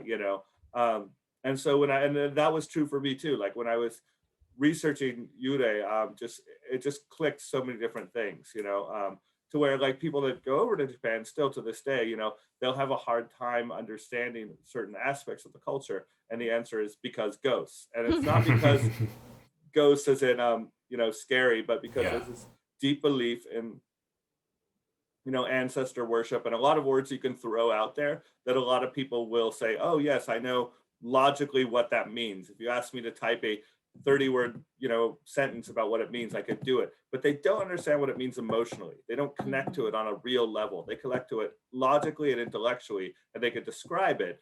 And I talk about that a lot actually with my research as an outsider. Like as an outsider to this, I can give certain perspectives. I can talk about the history. I can talk about the sort of like culture, these things about it. But what I can't do is talk about the feelings and emotion, right? It's like a Japanese person writing about Christmas. They could talk to you about stockings and the history of it. They could discuss about how Thomas Nast created the image of Santa Claus that most people know nowadays. They could talk about how the Dutch brought over the legends of St. Nicholas. But what they can't do is tell you what it feels like to be a 3-year-old on Christmas Day, sneaking down to the tree, wondering just all the magic and emotion, right? So that's just something that I'm just not able to do as an outsider. I can I think that's so important, Zach. I'm so glad that you mentioned that. And I think that in all things that we talk about and do here, that's true. That's so true. And, it's easy for us to talk about things and, kind of arrange some facts in a way that, are compelling. But again, we haven't lived those experiences. So it is very different. And I think that's really important to know. Yeah, totally different. And that's why I feel that both are extraordinarily valuable, but I didn't live the experience. I never have, I never will. And even in those experiences, like one of the things I write about in my book is like, when I first proposed to my wife and asked her to marry me, she was like, okay, that's great, but I'm an old-fashioned gal, and you're going to have to ask my dad for permission. And I'm like, well, okay, I can do that. She's like, well, it's Japan. It's very ritualistic. It's very formalistic. You'll have to say certain things. You'll have to do certain things. Like we've got this whole process down. I'm like, all right, studied it, memorized the terms, bought his favorite whiskey, bought a pack of his favorite cigarettes to give us a little present. And she's like, all right, you ready? And I'm like, I'm ready. She's like, let's go to the graveyard. Her dad died decades ago. And so I was brought to the graveyard, and she stood outside, and I went by myself to his, to where he was buried, and did the rituals and gave him the gifts. And when I came back, she was so nervous. She like, I don't think I've ever seen her that nervous in my life. She's like, well, what did he say? Is it okay? And I'm like, yeah, I mean, I still believe to this day that it was okay, because that's the emotional thing. Like, that's the understanding. Like, you can say, oh, ancestor worship's like, oh, yes, logically, I understand what that means. This is what ancestor worship is, Wikipedia post. But then try to explain that to someone who's literally nervous that their dead father might not approve of their upcoming nuptials. It's such a different thing to wrap your head around. Yeah. Now I kind of forgot the question because I dove into a weird tangent there. But, No, I think we were just talking about, the cultural context and how Yeah. important Oh context no, it is, was about lived my books. experiences. Yeah. Yeah. So Ultimately to your books. Yes. ultimately But my that books. tangent But was that was important. that was Yeah. part of it. That's why the Yurei book was so more important to me, I guess. Not important, but it was a bigger endeavor. And then after that, it's like, well, what I want to write about next. Wanted to keep writing, and it was actually I had done a bunch of cat research for the comic book Wayward, and it was actually my book designer Carla Gerard who's like, you got all this stuff, we've got like a book's worth of research on cats. I'm like, yeah, so what? She's like, dude, people love cats, are you not They aware like of the cats. idea that people love cats? I'm like, yeah, I mean, people share cat pictures, whatever. She's like, we got to make a cat book. So it was actually her idea. It wasn't even my idea. So we bundled all this stuff together and published Yurei, or Kaibyo, the Supernatural Cats in Japan. And boy, God, she was right. People love cats, because that is my singular most popular book that I think I will ever write. And it's been great. I mean, like, I love it. Like, I've done so many lectures now and all this stuff about cats, and it's like, It does it's not super surprise me at fun. all. Yeah, right? People just love it. I was not prepared for how much people love cats until I became the cat guy. Well, you do. Now I It's know. Shere Khan, right? That's your cat, yeah? Shere Khan, yeah. Yeah, Shere yeah. Khan, yep. Shere Khan, and I had Bagheera, who sadly passed on, but now I still have Shere Khan. And then my other book, one that I wrote recently, was I wrote a book called Yokai Stories, which I felt very strongly about, that when you're a yokai researcher, you must contribute something new. That if you don't contribute something new, you're failing your job. Like all of the best ones, Toriyama Seiken, Lafcadio O'Hearn, all those people, Mizuki Shigeru, all those people I admire, they didn't just study the past, they added to it, right? If you think of the night parade of 100 demons and the march, they didn't just catalog, they added new marchers. They made sure that the parade was going on. And so I wrote Yokai Stories, which is a fiction book, which is my first attempt at sort of like adding something new, adding my own verse to the song, I guess, the Song of Yokai, which was great. And that one actually, I translated a bunch of old stories, and then I wrote some that are completely brand new. And just like Toriyama Seiken's, I did not tell you which was which. So I say it's entirely up to readers to go through and try and figure out which ones are old translations versus which ones are pure invention. There's some new, one or two new yokai in Onsemester as well. Nice. They've included. So they've just been kind of in the same vein, just kind of quietly placed in there. Yeah, and I think that's what you're supposed to do. Like when I went down to Australia for the Art Gallery of New South Wales exhibition, and they exhibited a new painting by Takeshi Murakami, which was just this amazing painting. And when I looked at it, I'm like, sure enough, he added a few new guys. And I'm like, that's what you're supposed to do. You should never talk about yokai without adding a few new ones, because otherwise you're not doing a good job. You're not, and then this actually, I embraced this quote one time from a writer, Philip Pullman, who I really like, and he was doing the new versions of the Grimm's fairy tales. And when he was in his introduction, he said that anyone who retells a classic folktale and doesn't change it at least just a little bit does not understand the purpose of a folktale.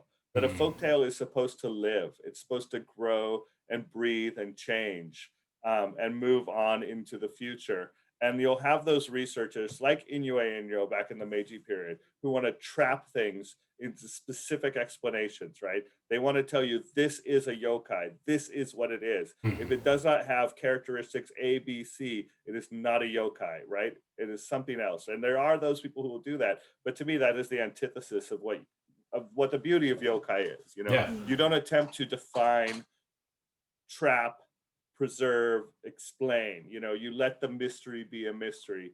And that was, once again, that was Yokai Stories for me. New books I have coming up. I'm one of those bad people that works on like 5 different books at once. Hopefully we'll finish some of them. I have a book on Tanuki coming up, which is on very point, cool. yeah. Sort of my book designer Carla has this dream of a series. So she's like, we'll do the cat book, and then we'll do the Tanuki book, and then like probably like a kitsune book, and we'll package them all together. And I'm like, that sounds great. That's longevity. That's a great plan. Right. Well, I I know like we that. have like 3 minutes left, so Do we have any more questions? I feel like I didn't do a good job at taking audience questions or reader questions. The audience questions have actually been right in line with a lot of our conversations. So some of them I didn't Okay. ask, some of them I did. I think I briefly touched on it, but we didn't quite answer it yet. But I do want to go around and ask everybody, what's your favorite one, if you have one? Favorite yokai, yurei, or what have you? I'll let you guys go first. Oh, mine's easy. Gasha Dokoro. Oh yeah? Yeah. Nice. Yeah. Nice. tell us what that is, Derek. That is a giant skeleton made of bones. Made of bones. Well, I mean, what else would it be made of? I love made that. of I love the Ghost tons of of bones. because it is so relevant this year as Mm. opposed to any other year. Because I don't know if you guys saw it, but Home Depot went viral. Oh, God. Oh, showing yeah. a giant Yeah. 12-foot skeleton, Yeah. which immediately was flooded by everyone showing the Gasha Dokoro. And so Yep. because of that, now thousands of people know what a Gasha Dokoro is that never heard of it Yeah. before Home Depot's giant skeleton. Mine was made. It was made known to me first coming across of Kuniyoshi's depiction. Sure. You know, with the witch and the samurai and such, and so. Uniqlo came out with a line of shirts that has a shirt on it. It was my desktop wallpaper. I'm constantly like giant skeletons made of bones. Made Cool. of bones. I love that. I feel like we should cite that somewhere else. A giant skeleton made of bones. Yeah, I love it. That's my quote. What other Yeah. giant skeletons are made of? Yeah. I think another one I like is Umibozu. Umibozu's cool. Oh yeah. Yeah. So these are fresh for me because I'm working on a game that includes yokai. Oh, nice, Well, nice. Kitsune has always been my favorite one. Actually, when about 15 years ago, when I was completing my undergraduate, at that point, I decided that I was really interested in the intersection of folklore and feminism. And so I was really interested in how the fox was a kind of a euphemism for how women kind of moved through the 20th century and such. So Got it. I'm really interested in the kitsune, but things change. I'm open to new yokai. Zach, do you have any recommendations as we close out with you?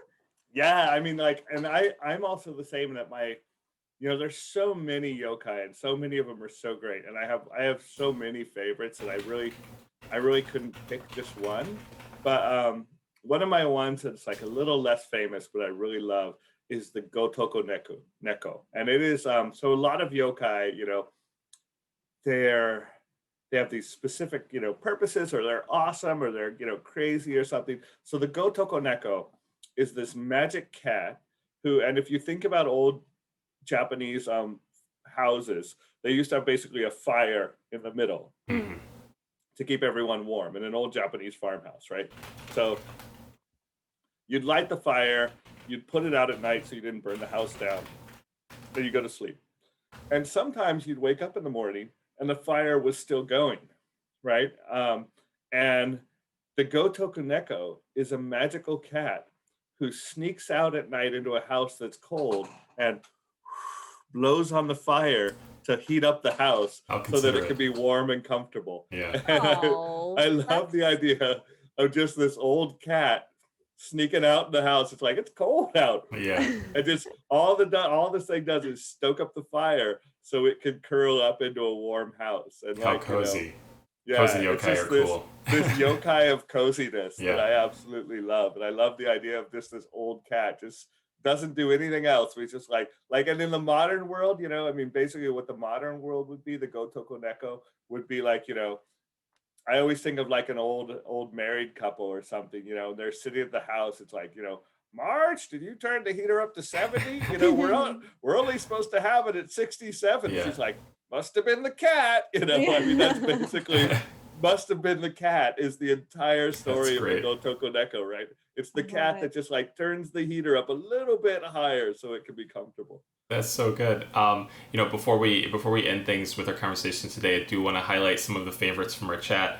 Some people had said the Okiku, Otsuyu, Oya was named. Another mentioning the Tengu, which we had talked about as well. And Emiru Yurei had commented saying this stream was so awesome, so interesting, very complete, and thanking for the conversation that we've had. And just a Yay. note too, for some of those that mentioned they're their favorites, if you weren't with us from the beginning, you should go back once we post this episode later, because you can learn all about those two specifically, because Zach talked about them in depth if you missed that. So make sure you run back and check those out. Yes, Absolutely. yes. And also, if anyone had a great time on the stream, please find me at Twitter. I'm just at my name at zackdavisson.com. I'm on Twitter a lot. But chat me up there if you want to learn any more or talk any more about it. I love talking about it. It's my favorite thing. So, and always happy to come back to Tokyo House Party. Yes, it's You always. better believe we'll have you back next week. Always Yeah. great. Next time we have Matthew Meyer joining us. So I think Oh, we'd no love to way. get you both on at the same time, which would be so cool. I have never met Matthew Meyer. Neither have we. We're very excited. When is he coming on? Is he coming on For the today? Kitsune episode. Oh, This no will way. be next month in November. Oh, no way. But also, I think So I don't know if you abs- guys know this, but I edit his books. Oh my gosh! Oh, word. Yeah. I edit all of Matthew Meyer's books. Oh, nice. Gosh, Nice. I love Yeah. it. Well, we'll have to we need to do some kind of powers combining here, because I feel like you both have such cool perspectives on this Yeah. topic. Yokai is such a weird thing because, like, obviously, and one of the things I love is, like, obviously, all of us that are the English language researchers, we all know each other, right? There's the Matts, there's Matt Meyer, there's Matt Alt, Yes, there's, that's like, true. They're the you Mets. know, I noticed. They're the Matts, yeah, and we're all highly supportive of each other, which is nice. There's no competition. There's just love, especially me and Matt Alt. Like, I was talking about how people who disagree, Matt Alt and I violently disagree with each other about what the definition of yokai is. So, but respectfully. Well, I wanted to say before we have to leave, because we have some other guests waiting to join, but the most important thing right now is to say that all of this information has been documented by Zach, and you can find all of his books. I think we dropped the link into the chat somewhere. And he has, again, the Yurei book that had been out of print for years is now back, re-released for you to check out. And he has the Kaibyo Supernatural Cats. There's so many out there. Yeah. Everything And the new he writes is on Amabie this book. topic. And a new Amabie book. Hey, very cool. Which is why we came together in the first place. Yes. Natsukashi. Natsukashi. Yes. All right, well, I don't want to keep your next guest waiting, because Well, I'll talk thank you forever. so much, Zach. Thank you so much. And if you all have questions, you can leave them in the chat. We'll make sure to maybe bounce them by Zach another time. Good. Everybody at home, don't go anywhere. We'll be right back with more Tokyo House Party. Stay right there. Bye-bye.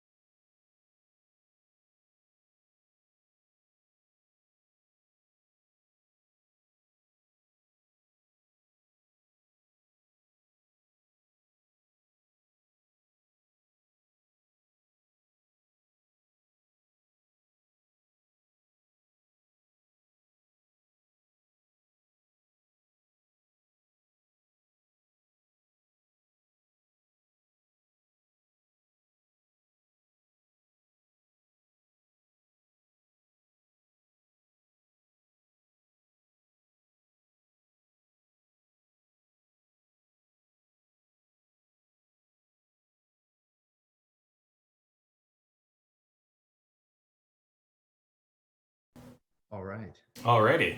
We're back. Welcome back. And we're back with another guest, a new guest, and we're kind of pivoting hard here from stories to drinks. Libations. But not really, because this is actually Scott from Mesh&Bone, who has been working and collaborating with the Japanese Culture Center and the Japanese Arts Foundation for years now, and we're just so grateful to have them here in Chicago with us. And I won't introduce too much about Mesh&Bone because I feel like Scott will do a much better job. But he is here with us tonight, along with his colleague, to make some creepy cocktails with us and also talk about shochu, which is a lesser known spirit from Japan. And so we're glad I have a bottle here so you can all see. This is Mesh&Bone shochu. And you can get that anywhere here in Chicago. But as I mentioned earlier, I tried to send a bottle to Zach in Seattle. Wow, was that difficult? Scott, y'all need to get in Seattle because I had to send him something else, but we're just lucky to have Mesh&Bone here. Well, thanks. And happy Halloween, everyone. First of all, thank you so much. We've been working with the Japanese Cultural Center for years, and it's been a tremendously rewarding experience. So first of all, thanks. We're totally psyched to be here, and we're going to talk about a really special drink. As Sarah mentioned, shochu is the #1 drink in Japan by sales and volume. But if you ask most people, they would probably say sake, which is very popular as well. But shochu, I think why especially kind of the younger audience likes it is because it's much more flexible in cocktails. And you can have it hot or cold with different teas, as well as kind of all American mixers. So a lot of the youth in Tokyo especially just go crazy over shochu. Nice. Mesh&Bone, we actually started the company in Tokyo, and it was original intent was to bring Japanese drinks to the US. And as we kind of looked at more drinks, we expanded our portfolio, but our first product ever was shochu. And I learned that when I worked for a Japanese company. I was much more looking professional. And now, as I mentioned, either like they don't know if I'm a homeless guy or a drug dealer, but I actually was working for a very conservative company, and pretty much 3 nights a week we would go out drinking, and the drink of choice was shochu, and that was something I asked as a newbie there, and they said, "Oh yeah, this is kind of the working man's drink, kind of like the everyday drink. You could almost imagine it as like a beer." Yeah. And not in terms of its alcohol content, but in terms of it's just common consumption. And sake was much more like ceremonial. So we were really excited. We found an old family. There's about a 200-year-old family in Kyushu, Japan, which is the southern island of Japan. And their drink of choice is shochu. And so what I wanted to show you tonight was just some very common ways you can have shochu in Japan, as well as in the United States. And so the first one I wanted to show you was called the Oolong Tea. And this is a very, very popular drink. If you just show up to Japan and you go to any bar, you can ask for this. And it's very simple, so simple that I can make it. It's Oolong Tea, and it's ice, and it's shochu. Nice. And it's very easy. I don't know, if it can get more simple than that. So basically what I've done is I just take, this is an Oolong tea, which is a brown tea. And you usually takes a highball glass. And the first thing you do is you pour in the shochu. Now, let me just talk a little bit about shochu for those of you that don't know. Shochu is, it is taste profile. It's in between like a vodka and a sake. Okay, so it's made from mainly barley, which is called mugi, or you can get a sweet potato, and that's called imo. And that's kind of for I would say your higher end. It's kind of, or like, how do I say it? It's kind of hardcore. It has like a little bit of a funky, Yeah. With all due respect, it's, just like anything, it's like advanced. But mugi is kind of your everyday shochu. Now, most people know like soju, which is Korean, and that's more rice-based. But what we're talking about is specifically Japanese. And this, what we have at Mesh&Bone, we're so proud, is 100% Japanese shochu made from Kyushu. So it's very easy. It's a clear drink. It's about 25% ABV, alcohol by volume. So again, you can dilute it with water, and it doesn't ruin its integrity. You can put hot water. So it's called Oyu, which is so for kind of warm nights or after skiing in Japan. You can have a hot shochu. But most people will drink it on the rocks. And you just pour kind of like fill half your glass, and if you're feeling, tonight, Saturday night, you may want to, do a little bit more, and you just tea. And the great thing about this, there's no sugar added. Yeah. You have some of the other cocktails, there are a lot of sugar. And, you just do a simple mix and it's super refreshing. And that is called an Oolong Tea, one of the most popular drinks in Japan. I've had them before too. And Scott, I wonder if you could tell us a little, I for the first time actually heard how you came up with the name Mesh&Bone. Yeah. And I wonder if you could tell everyone else, just because I thought that was so wonderful. Yeah, the name is really special because it's really the philosophy of the brand, and it's about meshing all the different cultures together, and that we're all flesh and bone. And I had spent, I'm not an Oji-san, almost an old man, but I spent most of it, 25 years living abroad in probably 9 countries. And the more I lived abroad, I just, I usually get drunk with the locals, and I got to know them really well. And I didn't know their language. I didn't know a lot of their culture, but through kind of just drinks, I got to bond. And it was this kind of crazy dream to use these kind of hidden treasures to bring cultures together. And so the Japanese, just make a phenomenal product, but, for all intents and purposes, people in America don't know it. And it's a lot of your big companies control what you see on shelf. So that's why people are still drinking vodka, still drinking whiskey. But, you have Japan, which is an enormous economy, and no one could name a brand of shochu. Hopefully now, you'll know Mesh&Bone shochu. Yeah, now you know one. Yeah, so that's where the name came from. And, we have products from France, Sri Lanka, and Mexico, and we're continually looking at new products from other countries. I was in Ethiopia a year ago and looked at tej, which is a honey wine. Wow. And so there's, it's really, the alcohol business it's kind of like way behind the food business. So you can go have hummus, you can drink other different types of products. So right there, sorry.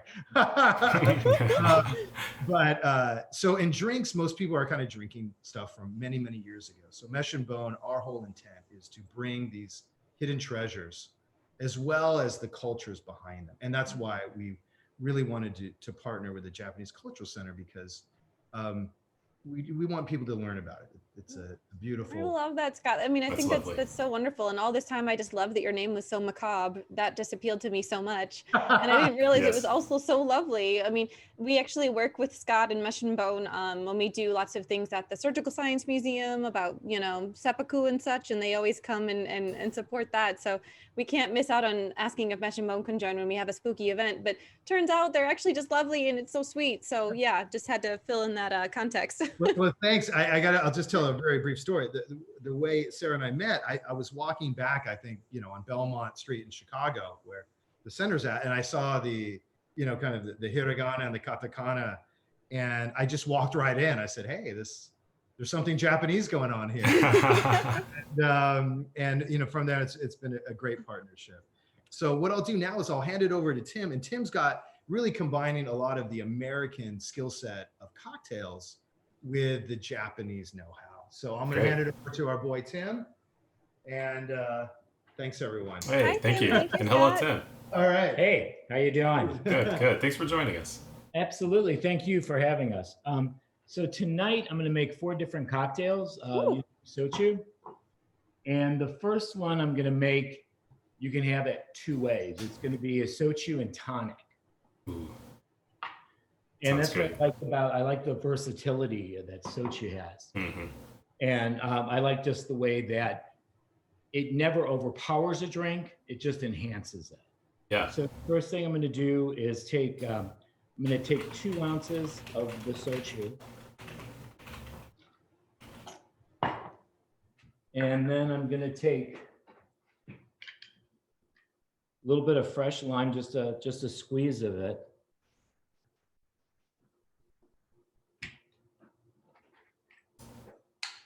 And also, while you worked him, I just wanted to note to everyone who hasn't tried shochu, it's like something between like vodka and sake, so it's pretty easy to drink on its own. Actually, it's not less sweet than sake for sure, but not quite as burn your throat as vodka. So somewhere in between there. Exactly. So I just added an ounce of Saint Germain, which is an elderberry liqueur. You can certainly leave it out if you like, but I just like the taste of it. Now I'm just going to grab a little bit of tonic.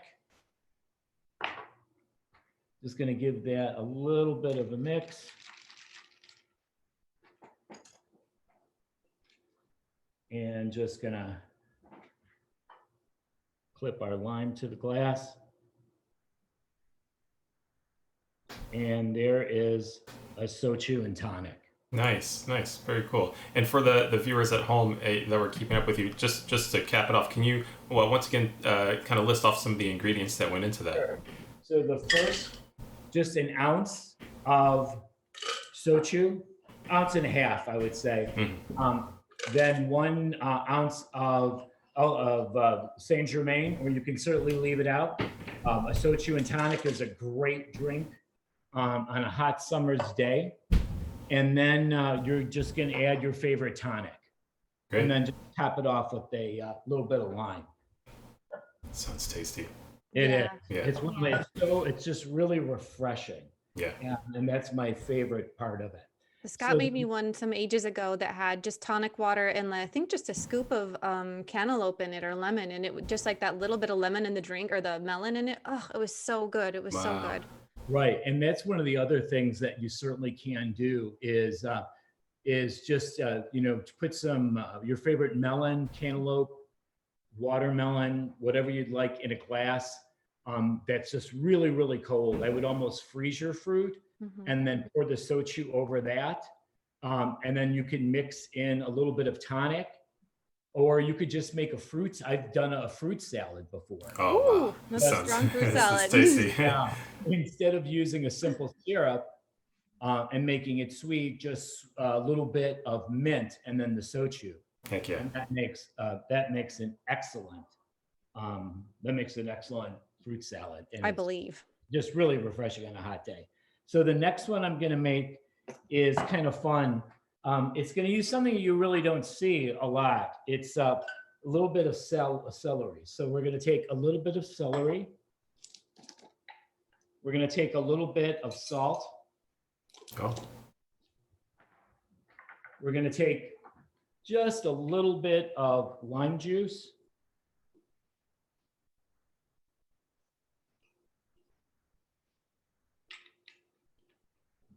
So I don't like cocktails that have 50 different things and have something I'm not going to use again. Yeah. So this is just fairly simple. So you're just going to muddle that salt and then the lime juice and then the celery.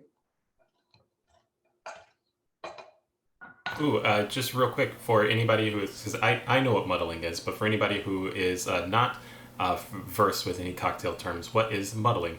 Great point. Muddler is just a long stick that you just crush to extrude the juice from. Thank you. So now we're going to take 2 ounces of the shochu and put that in there. And then we're going to take just a little bit of that simple syrup. Maybe 1/4 of an ounce, and simple syrup is just equal measures of sugar and water if you're going to make it at home. Or you could simply buy it at the store like I did today. And then we're going to just mix that.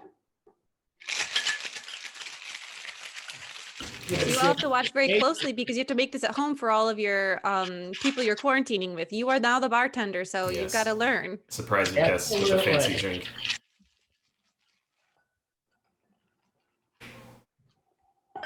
All right. We've got to get Momo to learn how to hold a shaker. She's gonna be the bar back. Just put her to work. Use that tux, yeah. Then we're just gonna take a simple strainer and strain that drink. And then you're gonna just put the top of the celery leaf in there to garnish. Oh yeah, that's a nice. Yeah. That looks great. It's like another great summer one for sure.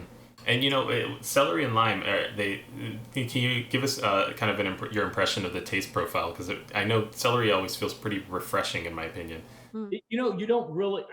At first, I didn't really think celery had a taste to it, and so when I first saw this, and then I kind of played with it a little bit, if it was just the opposite of what I thought. Like you said, it just it was almost cleansing to the palate, and it kind of enhanced everything. It didn't. You just don't taste. I don't like drinks where you just taste one thing. Yeah. I like it when there's blends and then maybe a minute later you're like, wow, I taste a little bit of the bitters that were in that, or I'll taste a little bit of something else. And now we're going to move on to one of my favorite things, which is we're going to be making a sour. Oh, cool. Okay. So what's unique about sours is you're going to be using an egg white. I know that people might be a little nervous about using egg whites, but I'm not really that concerned about it.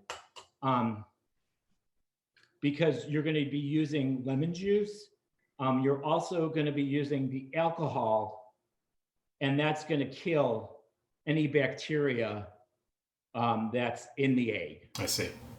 So yes, and I can concur. I've had one or two drinks with egg whites in it, and it's delicious. It really changes the drink altogether. Yeah, it just brings it up. So now, okay, so I put the egg white in there. We're now going to take about 2 ounces of the shochu again.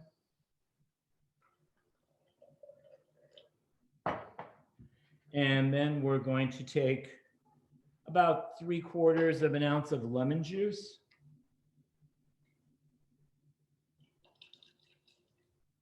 And we're going to be giving this cocktail 2 different shakes. The first shake that you give is called a dry shake. And what a dry shake is, it's just anything that you put in a cocktail shaker and don't add any ice to it.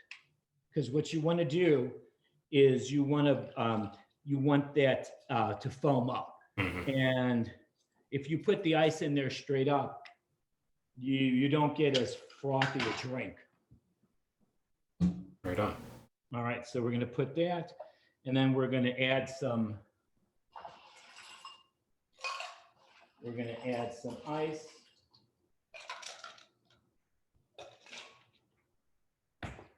Got a good seal on that.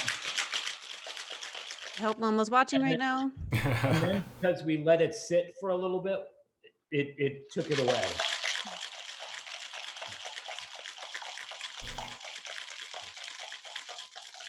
Sarah, do you have this equipment at home? Yeah. I don't. But I do. I gotta get. I have a shaker. I think the only thing I'm missing is something to muddle, but squishing stuff together. a spoon or I don't know. I was thinking like, I bet I could figure it out. All right. And now we're going to take our glass. And we're going to double strain this just because I wanted to make sure that all the ice crystals are out of it.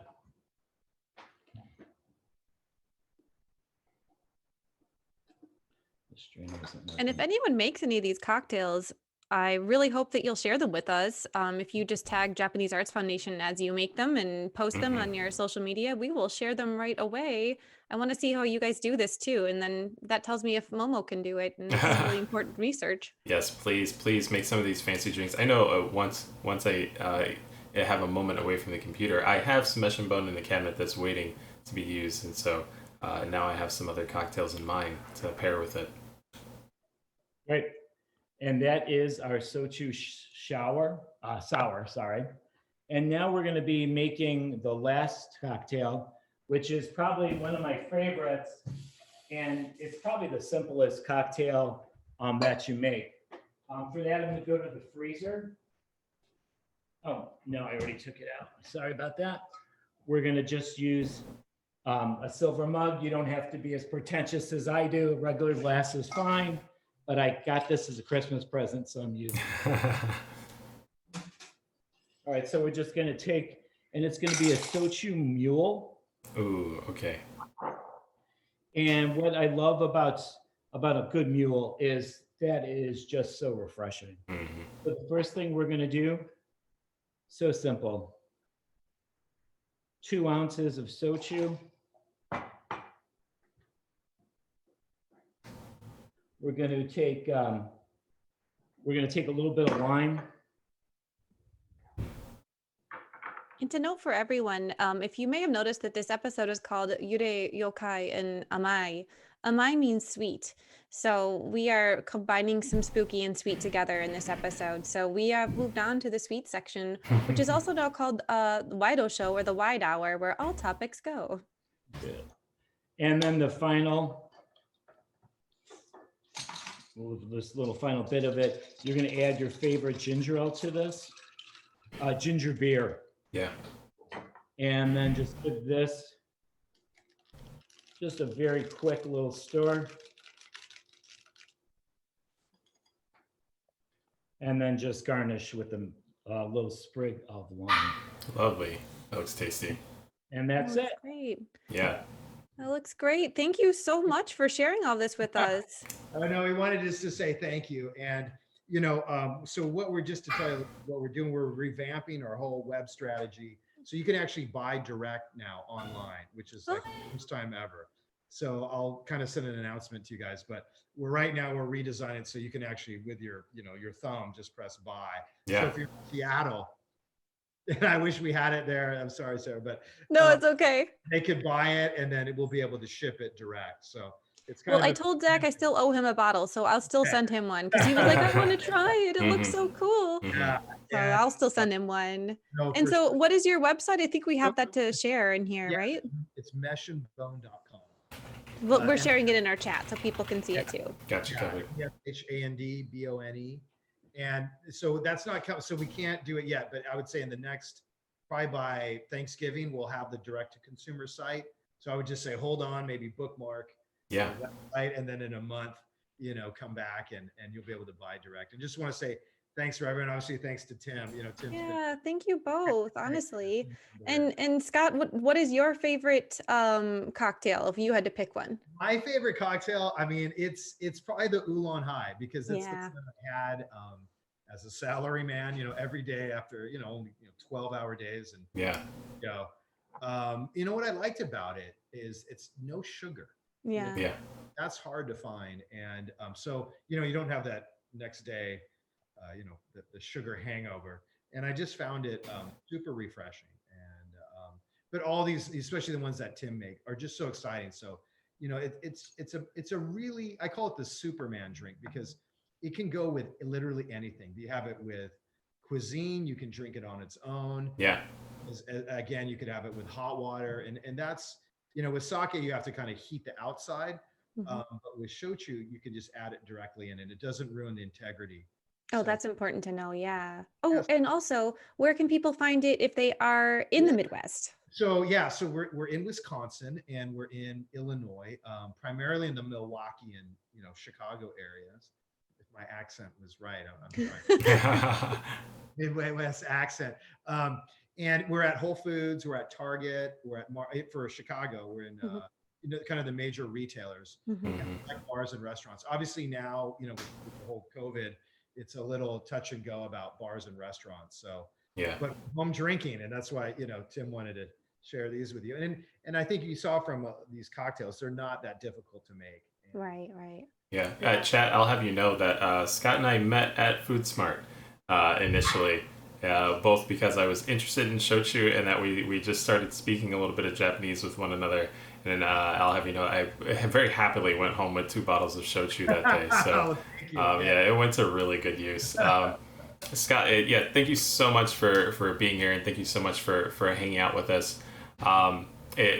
chat, you saw how to make some of the shochu drinks. Don't waste any time if you're local to a store that you can go get some to please snag some, or wait until it goes on for online purchase. That is Mesh&Bone.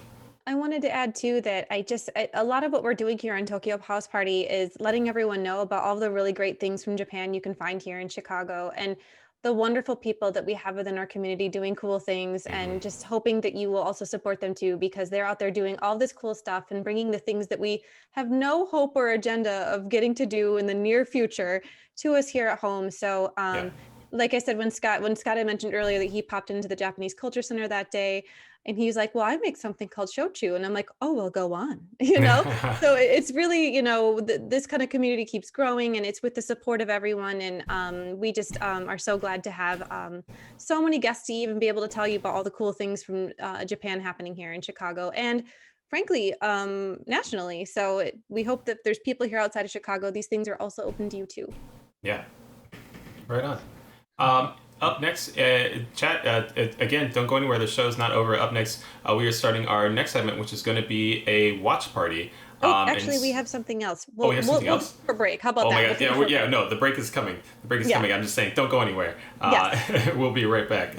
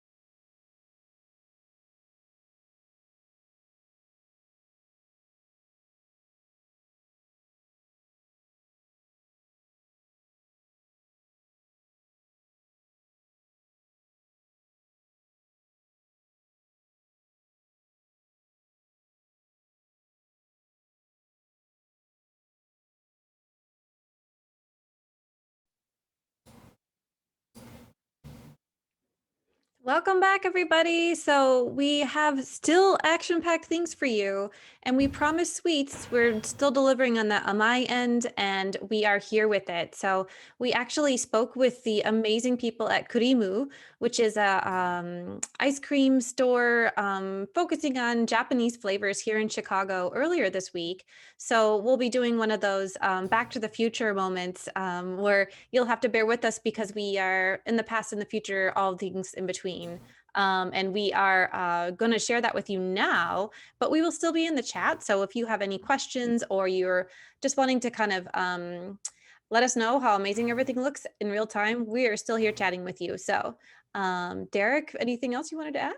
No, I am going to kick things off to Derek and Sarah in the past. So without further ado.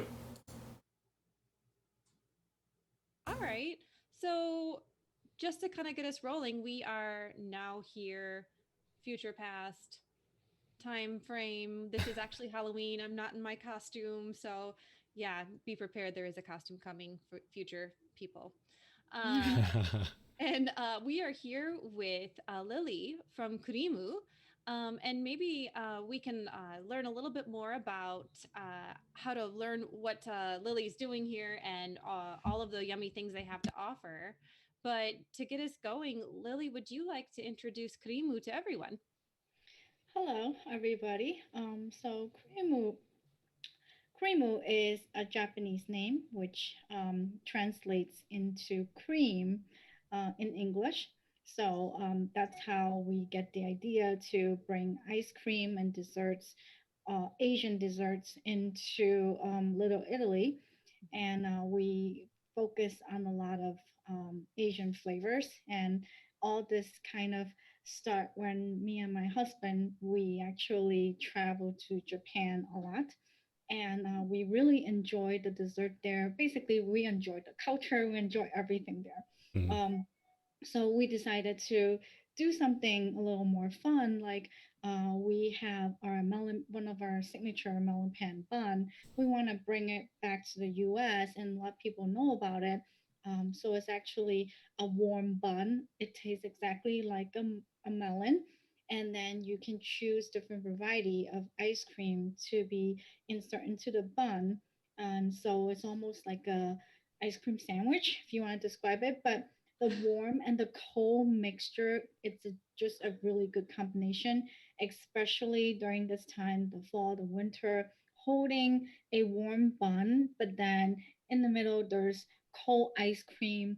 So when you just take a bite in it, it just warms up, and then you get the chill feeling of the ice cream. So all that, especially I think during this weather, is a really good choice. But there are other things where Krimu, because we opened exactly a year, we just passed our anniversary. Congratulations. Let it go. Thank Congratulations. you. So with the year, we didn't know that we gotten so many people to know about us, but I think one of the reason is we try to bring different flavors. So our flavor changes, I would say, 1 month to 2 months. We rotate our flavors, and the flavors are seasonal, um, kind of holiday focus or weather focus, or just whatever customer feels like. We do it in house. Our soft serve we do in house, and we really want to bring out the different flavors and the fun about it. We want to make this place very fun, and just not coming in for ice cream, but imagine you coming in and walking out fun and happy. That's what we want to have the impression for all our customers. So the flavors are not just the color, but we also have to think about the flavor, what people like, what's a good combination. So what you mentioned before, like black sesame, matcha. And we also had Ramune, the soda drink, Oh, Ramune yeah. flavor. Yep. So we always try to think of new flavors. We did a haichu candy flavor. Wow. So the Japanese candy, the haichu candy. So even though it's very Japanese focused, but because we want to target all the our customer, like our product Asian, to bring it to everyone and expose to everybody, let everybody know about it. So in Chinese New Year, we want to celebrate. So we did white rabbit candy. So all these flavors, it also brings back a lot of people's childhood memory. We hear a lot of customers say, "Oh, that's my childhood candy." Yeah. We really like to hear these things. And like for Halloween now, we really focus on the holiday coming up with the fall flavors. Mhm. We do the charcoal horchata and also the taro. So the black and the purple color mix is kind of like a spooky feeling. Yeah. And we also have different varieties of our cones, which is a vegan and handmade cones. So we try to bring out the orange color of it and the black midnight vanilla. Try to match with the color that we're doing right now, charcoal horchata and the taro. So it's just a very Halloween towards the holiday festival and the fall that's coming up. So all that we're doing, everything we're doing is focus on what's coming up, the holiday, what people like and what they think about us, and really try to bring Krimu out. We want to focus like this is the place where you want to have dessert. Mhm. Definitely. Absolutely. And I feel like that's such a kind of the sentiments really make me think of so many Japanese sentiments of these kind of seasonal, kind of transient flavors. And you have to just, what makes it so yummy is it's there just for a moment and you get it and then you can try something new. And I feel like that's so on point. I love that. And I think if what's about Japanese culture and what's so fun about it is they're always up for changes. They're always up for excitement, and that's what we're doing, leaning towards that culture is always look for changes. We don't want to bore you with a flavor, and if you like it, we might bring it back and then bring a new flavor and just do a good combination. So there's always surprises, and we want to surprise our customers, so you don't always just think of Krimu as just one or two flavor of our soft serve or ice cream, but always thinking that they always rotate. You don't know what you're gonna get. So just like if you visit Japan, the year you visit is different from the year that you visit 2 years ago or 6 months Totally. ago. There's always something new. Hmm. I love the metaphor that's attached with what your goal is in providing new and different flavors. I had a feeling this conversation would be challenging in talking about ice cream and desserts already, but I didn't know just how challenging it would be because everything sounds so delicious and very hard to not have my stomach just tied up and mouth watering at all the ideas. Han is one of my favorite treats in general, and so the idea of warm pan stuffed with ice cream sounds absolutely delicious. It's hard to talk about food. I love food so much. Yeah. um, from then to now, what have been some of your favorite flavors that you've had to that you've created already? Any coming or going or some that are available currently? So currently, because of Halloween and the fall season, what we're doing right now is the horchata, charcoal horchata, and the taro. Hmm. Taro as a bring back. We had taro before, and we had so much hype about it. So we decided instead of orange, let's do black and purple and the taro. So it's been a really popular mix. So what's coming up? Um, so Christmas is coming up. So I have to think about Christmas. Thinking maybe so we do trials and error to see if it fits, the combo fits and all that.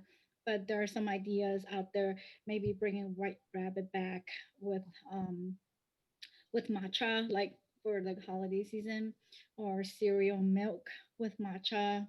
So all that is still in the works. Thinking, it all depends if the trial and error works. Hmm. Everything is made from scratch, and out of these ideas, we always want to bring out the flavor that you would not think creamer would have, but we're doing it.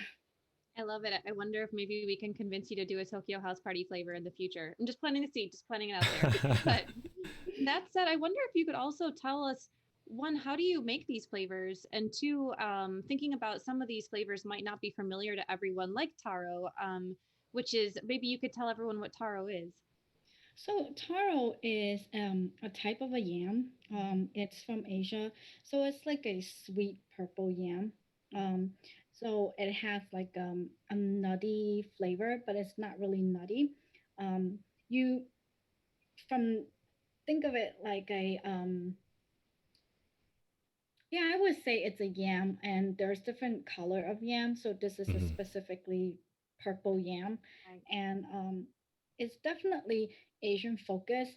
But all our customer who have tried it, they all really like it. It's actually it's actually one of our top seller. Um, Even just ice cream, we also have ice cream as taro purple yam as well. So because of the popularity, we want to bring it where let's try soft serve. As you know, soft serve and ice cream are different textures, and the way how we have ice cream, not the way how we have the soft serve, not just eating a soft serve, but we enhance our soft serve um, by doing messy boba. Mm-hmm. So that's really just one of the most popular item that every customer comes in and get at KURIMU. Not just having a regular cone with soft serve, but enhance it with brown sugar and boba. The warm and cold mixed again, 'cause our boba mostly soft, warm, served warm. So the warm boba plus the melting saucer, and you eat it together, it's a great combination. So why it's called messy? Imagine a cup of soft serve, and then something really hot comes in the soft serve, and it's melting right away in the cup while you're giving it to the customer. It's bubbly melting, and then you're eating it right there. Oh, I love that. I want to try all of these things. Yeah. I saw that you had like a brown sugar boba craziness dessert that I really want so badly. I really want them all, but in this COVID situation, I'm far less active. I have to keep my ice cream to a somewhat minimum consumption level, but I'm coming. I'm coming. Are all the flavors? No, this is soft serve, so that means using dairy, or are there non-dairy flavors as well for folks who might be vegan? That's actually a very good question. So currently we are using dairy product for our soft serve, our ice cream as well. So for a customer who are only not looking for non-dairy products, so our drink, just like what she mentioned, our black sugar boba milk tea, or our milk tea, or Hmm. our drinks, are we use non-dairy cream. Mm. So so that's another choice for you, and also. I think there are other drinks too, like coffee. So all these things, like we have a popular drink called dalgona coffee. So if you don't want milk into your coffee, you can replace it with soy milk. So there are different varieties of non-dairy product that we have that we can target to other people too. That's great. Awesome. I wonder if you could tell us, I don't know at what point in regulations we will be the day this airs, but what are your hours now? What do you foresee them being? So if someone wants to come by and try KURIMU and kind of, start hitting down your menu and just one by one every day we're going to come in. What are the hours? How do we do it? And how are you, what are your regulations for COVID? Good question. So I'll take for the regulation for COVID. We actually been doing really well with the regulations where we limited 3 customers come in to look at the menu, take their time to order at once. Even though we can accommodate more than 3 with our space, but we only limit 3. But the city kind of wind up the restriction couple months back, so we allow like 3 groups in. But right now, we're gonna back to the restrictions again, no more than 6 people in there. Sometimes it could take longer. I understand people because a lot of people are coming in for the first time. It takes longer for them to look at the menu and ask a lot of questions before they order. But um, we just want to make sure that everyone have a good experience, but also stay social distance. We actually have closed up part of our dining room so that um, we we let them know there's no dining at all. But because of the weather changing right now, we open up a little bit so that people can actually wait inside with social distancing. Mhm. so that they don't have to be in the cold or in the rain right now. But with our hours, from we are off on Tuesdays, so from Monday through Thursday we are open from 3 to 9, and then Friday, Saturday, and Sunday we open at 12. So and then basically Friday, Saturday we open from 12 to 10, and Sunday 12 to 9. Okay. Awesome. And how do we get there? So we are located, that's a good question. We are located in Little Italy. So our actual address is 1159 West Taylor Street. There are plenty of free parking actually on Taylor and Racine, believe it or not. But usually, even if with paid parking, it's very close distance. There shouldn't be any issue. That's great. But overall, I think even during the summertime, our customers have been very patient with parking and just waiting one to leave, the other one comes in. So Oh, yeah. it's been working out. We'll do whatever we have to do to get this ice cream, and I think everyone feels the same. Thank you. Definitely, definitely. One final question for people who are maybe not finding your physical location yet, but want to keep up with you online. Where can people follow you? So we are very active on Instagram at KURIMU Chicago. Our all our updates and everything is actually on Instagram and Facebook. Even our flavors. So when we end our flavor or we start a new flavor, all that is actually posted on Instagram and Facebook. So that's the best place to follow us and find out what's coming up with our flavors. And I should also add that we didn't mention there's one very special, I don't know if it's a flavor so much as an add-on of awesomeness that really relates to Japanese art, and that there is gold leaf that you can order as an add-on to any ice cream. So you can get a sheet of gold leaf and you actually get to eat it. It's magic. I can't explain it, but when you see the Instagram photos of this, because I think you will if you go to their social media, you can't help yourself. Why wouldn't you get gold on it? You know? It's a must. Yeah, it's actually 24 karat edible gold. It's not just for photo, but you can actually try 24 karat gold. So imagine gold ice cream, gold soft serve. So that's actually very appealing. Yeah, I love it. Love it. Yeah, I have no idea how that works, but it sounds amazing. It looks amazing. You have to try it. Mhm. Yeah, it's beautiful. Well, Lily, is there anything else you wanted to add about KURIMU before we part ways for the moment? Well, I think that we have bring so many different ideas and trying to get the community and get Chicago to know about KURIMU and the Asian flavors to bring out. We definitely want everyone to visit and come stop by and get an experience on your own. And I promise you, you will not get regret it. I That's believe amazing. it. Can't wait to go. And we will probably share on our Instagrams when we go too, so you can see how much we loved it. Thank you. If you Thank you. stop by, please let us know. Of course, of course. Thank Absolutely. you so much, Lily. And we hope everyone goes to check out KURIMU. And if you have any questions about the cool, spooky, delicious, savory, sweet flavors from Asia that are featured on that menu, you can always ask in the chats, and we will, wherever these chats are now, we will do our utmost to help. Definitely. Thanks again, and I guess we will hand it to Sarah and Derek in the future. So, see you around. Thank you.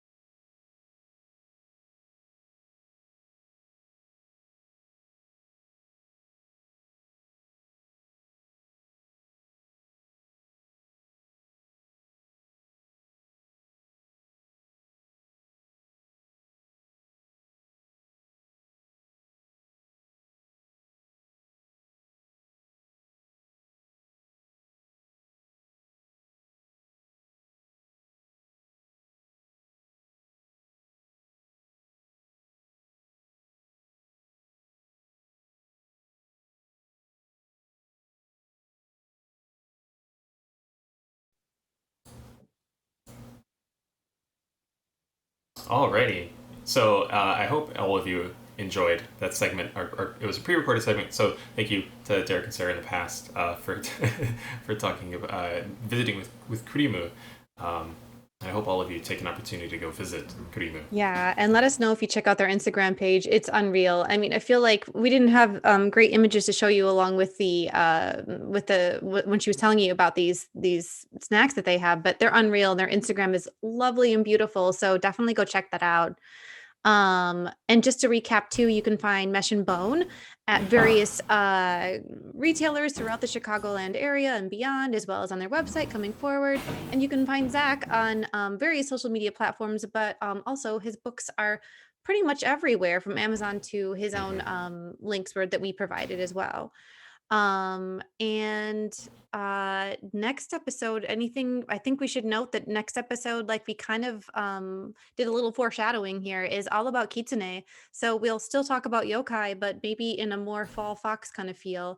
And it will be all about foxes, from the fictional ones to the ones that Derek and I live with every day. So it's going to be a really Yes. cool episode, guys. I feel like you won't want to miss out on that one.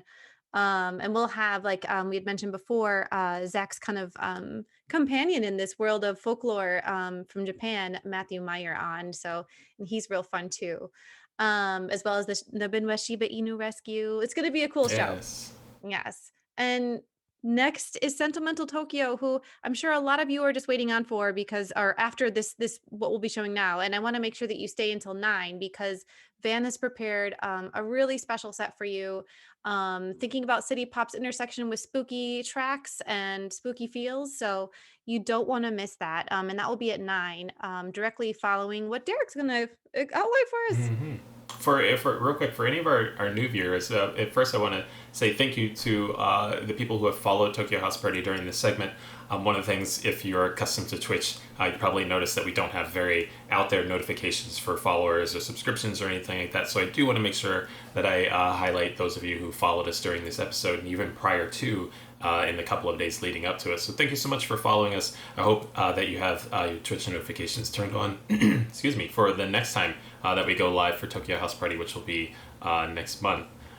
As far as this short segment that'll lead us into Sentimental Tokyo, we are going to switch over to something that we've done a little bit of in the earliest days of Tokyo House Party, which have now been made a little bit more convenient. We have the ability to do watch parties courtesy of Amazon Prime, and so if you have Prime Video at home, you can also participate in this watch party directly with us.